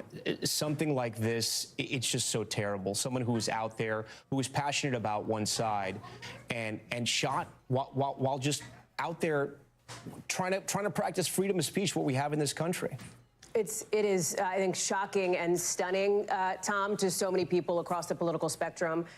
And it comes as we have seen an uptick and a growing concern about political violence in this country. If you look at simply what has happened just this summer alone, I know you've talked about the assassination attempts, obviously, against current President Trump, of course, back when he was a former president running for office. But you look at just this summer, you had the CDC shooting, of course, that happened just last month. You had in June a Republican congressman, a former Trump staffer, in fact, says he was run off the road by somebody who threatened to kill him. You have, of course, the death of that Minnesota state lawmaker and her husband, along with the shooting of another lawmaker and Okay, his Brother Mike, wife. you're a mod now on April, TikTok. You had Governor Josh Shapiro and his family sleeping inside their home when it was set on fire at the governor's mansion in Harrisburg, Pennsylvania. That is just the last couple of months, Tom, and you are seeing now from Republicans, from Democrats, a condemnation of political violence that defies the political spectrum here. And you are also seeing, I think, from so many people, Hogan spoke about this, how close Charlie Kirk was, how influential he was, not just as a so-called influencer or a conservative activist, but as a friend, as a confidant to so many people who have now, in this second Trump term, attained the highest levels of power in this country. Despite his age, just 31 years old, he had gotten close to so many, including the president's son. He was instrumental, of course, in being vocal in support of now Vice President J.D. Vance. And you are seeing this stunned reaction, Tom, across Democrats, across conservatives, to the death of Charlie Kirk, as we have learned tonight, from President Trump himself, Tom. Yeah. Hallie Jackson, stand by for us. Joining us on the phone now is Taylor Dufour and Haley Birmingham. The married couple were at the event about 30 feet away from where Kirk was speaking. I know you guys join us now by phone here. I'm sorry that you guys had to witness that. Tell us what you remember seeing when you heard that first gunshot. Hi, thank you. I'm sorry, guys. Are you there? Taylor and Haley? Yeah, we're here. Yeah, we're here. Sorry. Again, I don't know if you were able to hear me. Tell us what you remember seeing. Did you hear the gunshot? Yeah, we did. We heard the gunshot and people just started dropping, and so my wife, my biggest concern was getting her down and laying on top of her. I looked over and saw him as he was falling out of his chair, and I saw the blood coming out of his neck. And it was just, people panicking, kind of chaos. That we were, everybody worked together. Everybody kind of came together and was, what can we do to help everybody and get everyone safe? Taylor, I don't know if you heard, but the president announced that Charlie Kirk has passed away. Knowing that you went there to see this event and then kind of witnessing that, what are your thoughts tonight? Well, it's just sad. Honestly, it makes me angry. I do get very angry about it, that somebody could have this much hate inside them as to want to take somebody out of this world. And, it's just sad as well because our world is so divided at the moment. And I feel like people just need to get along. And, he was trying to help. He was incredible. Charlie's freaking amazing. Our kids love him. Everyone around here loves him. You know, the crowd that was there, everybody was so happy and fun and having such good time. You know, and it's the kind of people that he drew, and for it to turn into what it did is just sad. Haley, what do you remember seeing or hearing when you were there with your husband? I just remember the pop and everyone looking around questioning the same question, and I was questioning if that could have been a real gun. Kind of sounded like a louder version of a pop gun. And then there was like a more military stature looking man in front of us, and he was pushing people down saying, everyone get down, that's a gunshot. And then the next thing you know is you're just trying to look for your exits, and he's saying to stay down, but do you run? Do you stay down? Do you crawl? You don't know what to do. Yeah, it's terrifying. I'm sorry you guys had to go through that today when you just went to go, you know, hear somebody speak. When the gunshot rang out, they're saying it was from 200 yards away, which is pretty far away, in a different building. You know, for people that aren't familiar from where this happened, you know, the place where they're saying the shot came from, is that somebody where they could have sort of been hidden, maybe incognito, or just sort of covered and then gotten a shot off? Because I asked you this because they're still looking for the suspect. Initially, they thought they had a suspect, but now they're still looking for a suspect. So there's like a causeway, like a walkway from building to building, and there was a lot of people up top. And that would be where somebody probably could have been. It sounded in that area, and I don't see how anyone in the crowd, everyone was shoulder to shoulder. I don't see how anyone would get away in a group like that if it was in the crowd. So to me, it sounded about 60 feet away. I instantly looked to where I thought it was, and it was, I would say, about 60 feet in about the more top area, but middle of the crowd. And I didn't think it came from up top, but with knowing that he hasn't been caught yet, he had to have been hiding. We're living in some sort of very violent times, whether it be mass shootings or these political assassinations and assassination attempts. Did you guys know what you were witnessing when it happened, or was it all just so strange? Yeah, I think we knew instantly because everyone around us kind of stopped, looked at each other. Yeah, for everybody on TikTok, I'm sorry, I keep forgetting you guys can't see the screen, but TikTok, they immediately restrict your live stream when you share your screen and show anything that's like on YouTube or whatever. Yeah, but Charlie Kirk has been pronounced dead. He was shot in the neck. It looked like the left side of his neck. The wound was catastrophic. Immediately, you could tell that it was not good, but there was still hope. And at this point, the only thing we can do is pray for his family. You know, he's gone far too soon. You know, he was a lot younger than myself. He was almost a full decade younger than me. And yeah, he's gone. If it was real and then dropped to the ground. Lillian Taylor, we thank you for talking to us. And again, I'm sorry you had to witness that today. I want to. And it looks like they didn't catch the person. Intelligence correspondent Tom Winter. Tom, Mark, rightly so. I'm going to head out. All right. I would like to say one more thing, because there was something mentioned, I believe his friend that was there, about rage. Mm-hmm. I believe that there is a time and a place for anger. Right. And we should be angry that this actually, but I think we got to be careful what we mean by anger and what we're talking about, because and it's hard to remember this, but remember that we before we're saved, we stand guilty before God, just like whoever it was that killed Charlie Kirk. Right. And so while we should be angry that such an atrocity happened, we should also remember that we want this person to repent. Right. Before it's too late. I understand there's not going to be any more Muslim days today, so we'll see what happens Friday, because I know I was waiting to have one. I was next in line today, but unfortunately we had to. Yeah, Friday. I got something going on at a work-related thing Friday. So I will be live, but probably maybe like 45 minutes to an hour later than usual. So just so you guys know. All right. I'm getting out then. All right, brother. Thank you, man. I appreciate it. Have a good one. God bless. Before, and our audience absolutely adores you, Father. Thank you for being Megyn Kelly Show. Back, a Catholic priest based in Minneapolis or Minnesota, in Bozeman, right? Yeah. Thank you for being here so much. Please help us understand. Like I don't know how to process it.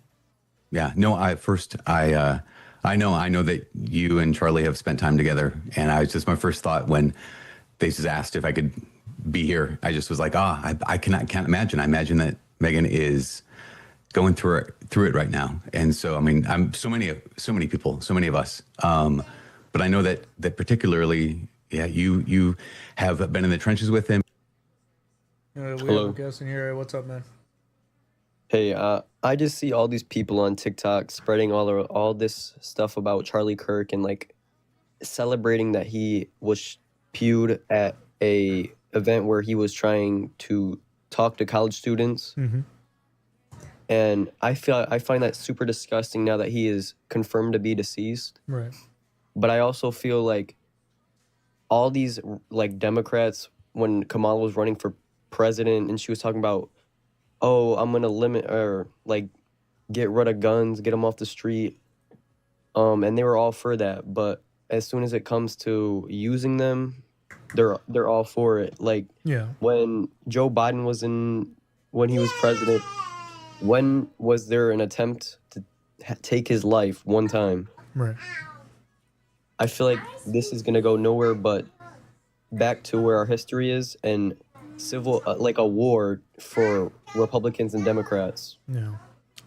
Well, you know what, and in the first Civil War, it was kind of like that too. It was mainly about slavery, but it was a pot that was boiling for several years before the Civil War kicked off, right?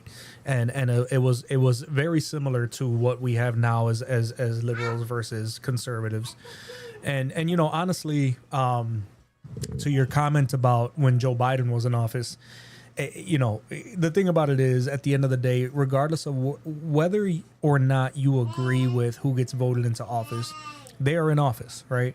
They are the leader that you are to respect because the Bible makes it very clear. And as a Christian man, whether or not I agree with who is in office, you know, you are still the president. And if God forbid, and I'm glad it didn't, if God forbid somebody had tried, you know, to take it to harm Joe Biden, I would have been just as outraged as I was when somebody tried to harm Donald Trump, because, you know, I think it's the weakest. I think it's the weakest thing someone can do. The most cowardly thing someone can do is to take someone's life because you disagree with them.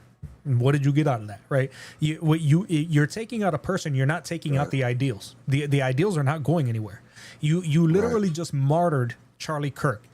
If this, let's just say, ladies and gentlemen, I don't know if this was a progressive. It could have been just somebody with mental illness. We don't know. Only time will tell. From what I understand, they've not been caught anyway. What I can tell you, though, is that if Charlie Kirk was assassinated because of his ideals, you just created 1,000 more. You created people who ordinarily would not have said anything about their ideals ever, who will now start their own YouTube channels, will now start their own Turning Points USA, will now start... This is exactly the way it ends up happening. And you're 100% right, James. It is disgusting when people say the things that they say, especially when those people are the ones who are constantly pointing their finger at people and standing on their soapboxes, accusing the other side of being hateful and being bigoted. But look at all of the attacks that we've had in recent years, right? Attacks on Christian schools, on Catholic schools, taking out children, right? Trying to take out Trump. It's always centered around Christians and or conservatives being attacked. And it's crazy because that's the side that's always accused of being bigoted and of being hateful, right? And of Bible thumping and but then again, look, it's Charlie Kirk is dead, and his two very young children, who won't even remember him because that's how young they are without a father, and his wife is without a husband, and I know that his legacy will continue. But now, you know, this poor woman has to explain, and I don't even know I don't even know how old his kids are. She has to try to find a way to explain to, I mean, look at how little the kids are. These are his children. So now this poor woman has to try to figure out a way to explain to these two kids that their dad is no longer going to be able to tuck them in at night, or read them stories, or you know what I mean? That's Yeah, and it's sad just because you don't agree with what he's saying. Right. That you have to feel the need to take a man's life that has a wife, children, just because you do not agree with what he has to say. right. Yep. Yeah. I listen, and I alluded to this earlier in the stream. I don't care how much I disagree.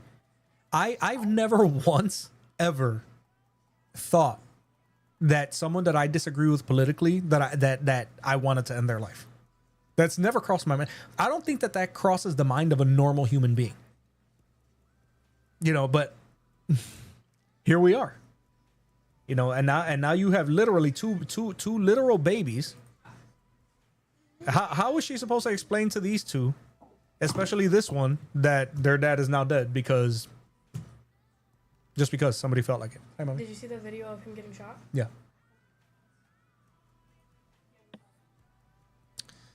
So, can you hear me? Yeah, I can hear you. Okay. Certain things about this, from the Christian perspective, no violence at all. That's just unacceptable. Mm-hmm. When we decide that you just want to silence the opposition, something is wrong with that. Right. And also at the same time, we live in the age of information and education. Mm-hmm. What are the odds that the person who did this doesn't realize that they've pretty much kind of further advanced his cause? Yes. Or what it is that he has to say is going to, I don't want to say infamy, but it would be something that is long lasting. It has more staying power now. Yeah. And if you now, some people are looking at the video. A lot of the stuff got taken down or whatever. Yeah. But the moment in which he was shot, there was an exchange between him and a person who was posing a question. Mm-hmm. And the question that was being posed had something to do with gun control. Right. And the person asked him how many mass shootings had taken place this year thus far. And Charlie Kirk's response was including or not including gang violence. Right. Yep. And that's where the shot rang out. Yep. So why is it that at that particular moment, that's when the person fired? Yep. How deep were they into, the presentation for the day? Right. Because was that like the first question? We don't know. Right. But what we do know for certain is that there's no way. Well, let me not say no way, but it's a slim chance that a person is going to do that and not realize that they've pretty much martyred him. Right. For the conservative cause. Yep. And I don't want to feed into anything sensationalized or conspiratorial at this point. But I think it's more than they just disagreed with what he had to say, because there are many people who say things that people disagree with. Like there's the other gentleman, I forgot his name, but he's on campuses and he's debating Jesus Christ with the students. Yeah. I forgot his name. And there's several of them. So why this person? Is it because he had become like the most popular or most famous? Or? There's really no way to know. I mean, you could only pray that eventually you will find out. I can tell you that I know for sure that this I don't want to sound like, forgive my language, guys, but I don't want to sound like a prick, right? What it comes down to is that there have been people talking about ending Charlie Kirk's life for years, especially in the progressive movement, right? The very same type of people that speak about doing the same kind of thing to Donald Trump and Ben Shapiro and Matt Walsh, right? And what's crazy about it is, and I don't want to jinx anything, guys, because there's two statements I want to make, right? Number one, for anybody who is, I know that I am a nobody. Everything that I do is for the glory of God. Give me a second. To anybody that is within the reach of the sound of my voice, especially conservatives, Christians, whatever, I understand that we are all outraged. That we are all outraged by what is going on, and I know that there are countless people on the left who are just as outraged as we are. I'm not painting everybody with the same brush. I'm not going to do that. I hate when people do it to us. I'm not going to do it to you guys. I will tell you guys that for those who share the ideals, like, you know, the word is the way, and myself, who Christians by our very nature are considered conservative anyway, because we obviously don't agree with pretty much anything in the progressive movement. Do not, and I repeat, do not even think about retaliation. I'm begging and pleading with everyone out there. Allow the justice system in the state of Utah and the federal government to do their jobs. Do not feel like retaliating or reciprocating is going to solve the issue, right? Revenge is just as much a satisfaction of the flesh as fornication, as narcotics. Do not satisfy your flesh, ladies and gentlemen. Do not make yourself content, because that's all you're going to do, right? And I promise and guarantee that, especially in the climate that we're in, that whoever is responsible for Charlie Kirk's death, it is going to get whitewashed. It is going to get, they're gonna do as much as they can to pretend like there was all types of mitigation for what this individual did. If you, as a conservative and or a Christian, or even my Muslim brothers and sisters out there, decide that it's a good idea to try to retaliate, I'm telling you right now, they're going to give you all of the justice that a conservative Christian will not get in this society. Do not retaliate. Do not go after anybody that you think is progressive. Do not, leave them alone. Leave them alone. That's it, and that's all. Again, I know I'm a very small creator. I am a nobody in the grand scheme. I am but a wisp in the wind, right? Just like the Bible says. My life is finite. But I will tell you guys right now, do not repay evil with evil. Do not take vengeance into your own hands, because vengeance belongs to the Lord. Yes, it is a travesty. Yes, there is a new widow and two fatherless children now, which is ironic, because that is something that Kirk used to expose on a regular basis, was about how absentee fathers in Hispanic and black homes contributed to so much more crimes in certain societies. And he used to catch a lot of crap for that. You know why? Because it's true.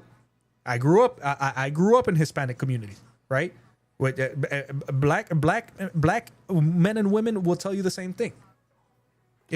Children are more likely to act out in a home where there is no father. That's just the truth.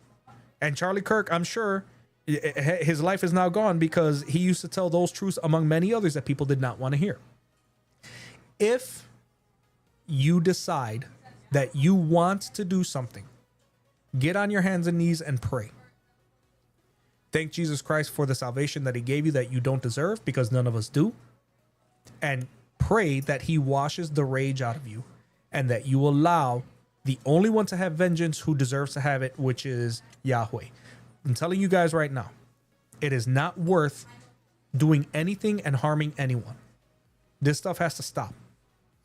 And that's one thing that I really do appreciate about, especially what my channel has been geared towards more than anything, is the fact that we right now, as when we talk about these supposed Christian versus Muslim debates, you know, you look at any number of videos where people do get heated, they get whatever, but you know, you don't see people, you know, beating on each other or trying to take each other's lives, right? At least here in the Western world, where we can have these conversations, right?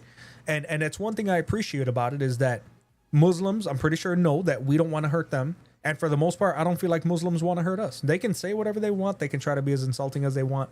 But how many videos do you guys see from whether it be God Logic or Sam Shimon, whatever, where we're all walking in the same crowds, we're all having, disagreements, and everybody walks away fine, right? We don't got to worry about hurting each other. But, that I know we're discussing kind of apples and oranges here, Christianity and Islam versus, conservatives versus progressives, whatever. But at the end of the day, it all comes down to ideals.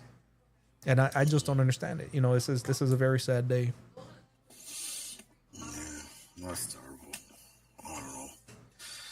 Whew. Man, that's rough. Yep. That's tough. Yeah.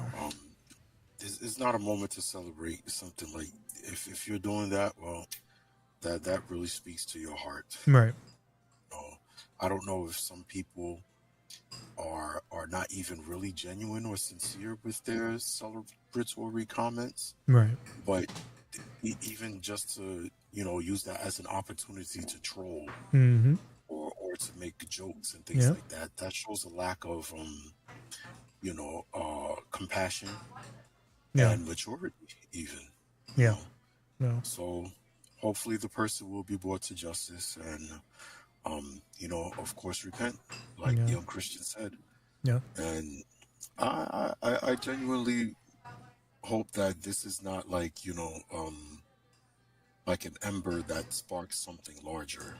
Yeah. Perhaps maybe we may finally get the opportunity to really address, issues with like gun control and things like that. Because either way you slice it, inaction is not the appropriate action at this point, Yeah. in my opinion. Right. So let that commence with civil discussion, Right. with civil debates, and let us walk away with just a little bit more semblance of what it is to be considerate of people who disagree with you. Yeah. Well, may we have a little bit more maturity and spirit. Yeah.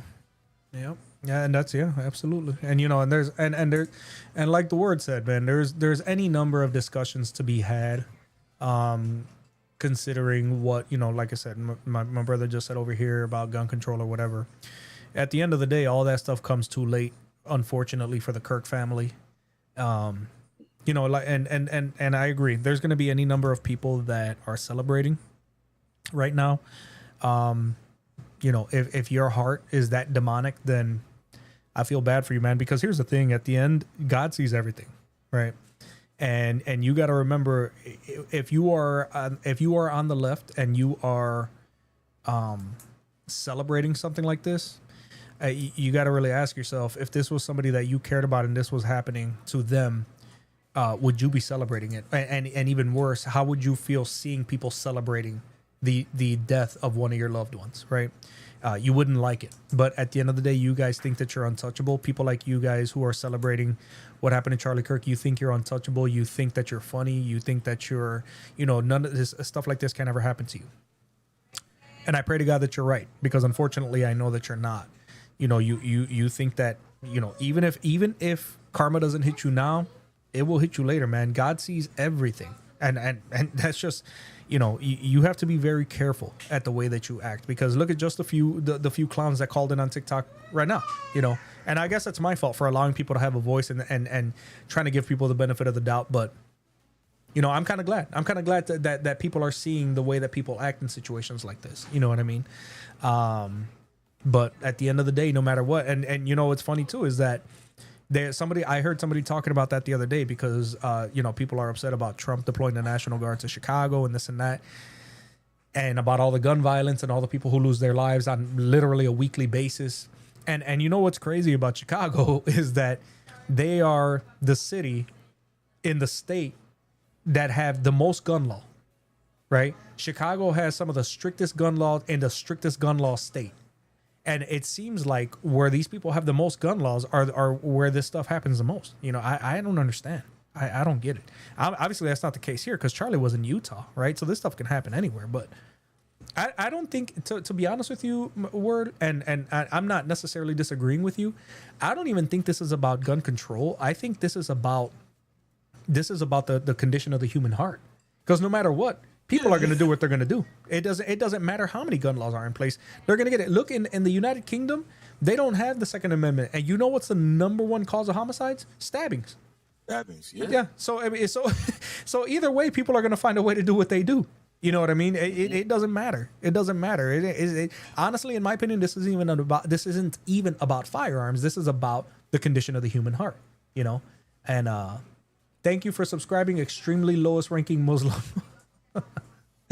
But yeah, man, I don't get it. I don't get it, and I don't understand what people think that they would get out of this stuff. But yeah, unfortunately, guys, Charlie Kirk passed away at the age of 31. I want to say.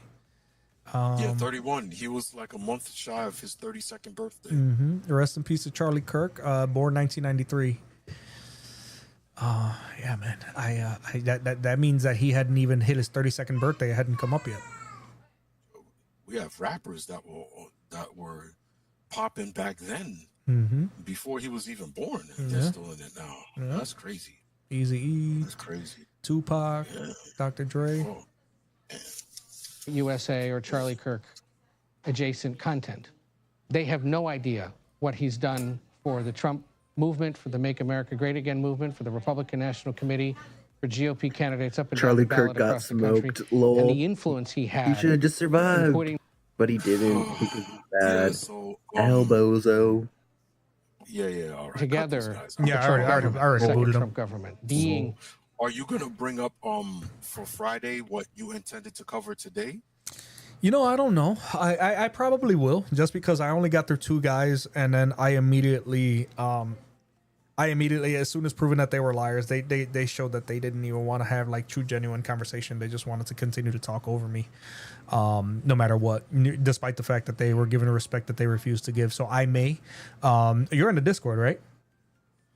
I should be. If I'm not, let me check right now. Yeah. Hold up. Where's the link for that? It's crossunit.net/Discord. The thing is, I was preparing for that one. I actually was starting a PowerPoint presentation. Oh, okay. Well, then we can repeat it. Yeah, I have no problem with that. We'll just keep the same thing. Yeah. Because I saw it was Christianity versus Islam. Right. Yeah. Yeah, I did. I was ready to cook with that one. Yeah, let's go. We got Thank you, I've got a nice PowerPoint to bring up, and I know everybody like Young Christian, the brother from South Africa. I forget the name is escaping me right now. Grafted. Yeah, Grafted. Yeah. I know you all are gonna like this. I mean, it's your stream. You know what I'm saying? I'm not trying to hijack it. No, I don't feel hijacked at all. What you guys are doing is actually what my intention was, which was to eventually have other apologists come through, even if you don't necessarily want to debate, but if you have things to contribute before and after conversation. I hate being a talking head. You know what I mean? It's funny because when I first started this, the analytics were much higher. And they're a lot lower now for whatever reason. I trust God, so I don't care. But I would assume that a lot of it had to do with the fact that it's just me, and people get tired of hearing the same person talking. You know what I mean? So yeah, if you guys are more than welcome, and I never feel hijacked. If I start a show and I only do the intro prayer and you guys are talking, like, because you guys say when you look at like God Logic and then they all take turns talking to these people, and it makes it a lot easier on the host. You know what I mean? Hang on one second. Caller number 7, are you there? Can you hear me? Caller number 7, you're on stage. Hola. What's going on? Hello? No. Okay, I don't know who that is. It doesn't sound like he's serious anyway. Yeah, we can do that. As a matter of fact, what I would have you do is send me a copy of your PowerPoint. Right. That's what I want to do. So I'll probably do that tomorrow evening, so we can have it ready for Friday. Yeah, I'm sending it to you here. Go ahead and send it there. That way, because you could share it on screen, but the way that it looks, it would still be too small for them to see. So yeah, I would rather, if you want, send it to me, and then I can just next slide for you every time you go. You know what I mean? And just show it on the big screen so that people could see it. If that's fine with you. Yeah, that's perfect. Okay. All right. Yeah, that's oh yeah, sounds good, brother. Yeah, we will do it. I'm gonna go ahead. I'm gonna go ahead and end it, guys, on an extremely sad note. Thank you to Word is the Way. Thank you to Young Christian. Thank you to Grafted for everybody who came in. Thank you to the Muslims who joined, even though we obviously didn't see eye to eye. You know, after stuff like this, Literally traced. It puts a lot of things into perspective. Not to say that I don't feel that having these conversations is important, but there's a there's a reason why I didn't continue to look for debate after that. You know what I mean? I'm like, yeah, I'm not. That's the last thing I want to do. And by Friday we'll see. All right. Yeah. So. God bless, bro. God bless, brother. Enjoy your time with your family. Stay safe. All You right. too, man. God bless. Be safe out there. All right. Take care. Later, man. Yeah, guys. Very sad day. Very sorry that it ended up this way. Yeah. I started off, I'm not gonna lie to you guys, being pretty annoyed at the lies. You know, when it comes down to it, you have two guys standing next to each other. You know, one Christian, one Muslim, and I would never ever in a million years decide that I wanted to hurt somebody, you know, and that's just not that's not something that to me is something that passes through the mind of a normal human being. My cousin just DM'd me on TikTok and she was like, I'm really sorry I got off your stream. I couldn't watch that because I was involved in a school shooting, you know, before. And I, believe me, I completely understand. I get it and I understand. And, you know, in the beginning of the stream, we were talking about how people are only going to see things one way depending, right? You have all the Christians on my video who are, you know, talking about how I absolutely dog walked a Muslim in a debate.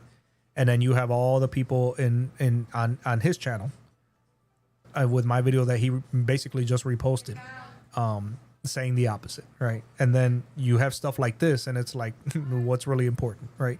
Is telling the truth of Jesus Christ important? Absolutely. But when you witness a loss of life like that, especially when there's babies involved that now don't have their daddy anymore, that's that's a tough one to deal with, man. But listen, you guys be safe, be good, be blessed. Please, please, please pray for the family of Charlie Kirk. For everybody at Turning Point USA, pray for our society, and you know what, guys, also pray for all those people who are in the chat, you know, talking their normal nonsense, showing the world that their souls are just as rotten as their mentality, because Jesus Christ died for them too. And as much as we feel like they don't deserve it, it doesn't matter what we feel. What matters is what Jesus Christ commanded us to do, right? To all my Muslim brothers and sisters, to all my progressive brothers and sisters, you know, at what point do we start listening to each other when it comes to the things that matter, right? When are we going to stop keeping Jesus Christ out of our society? This stuff is crazy, man. As always, man, be safe, be good, be blessed. I'll see you guys when I see you. Remember that Jesus is King and the only way to heaven. Have a good one.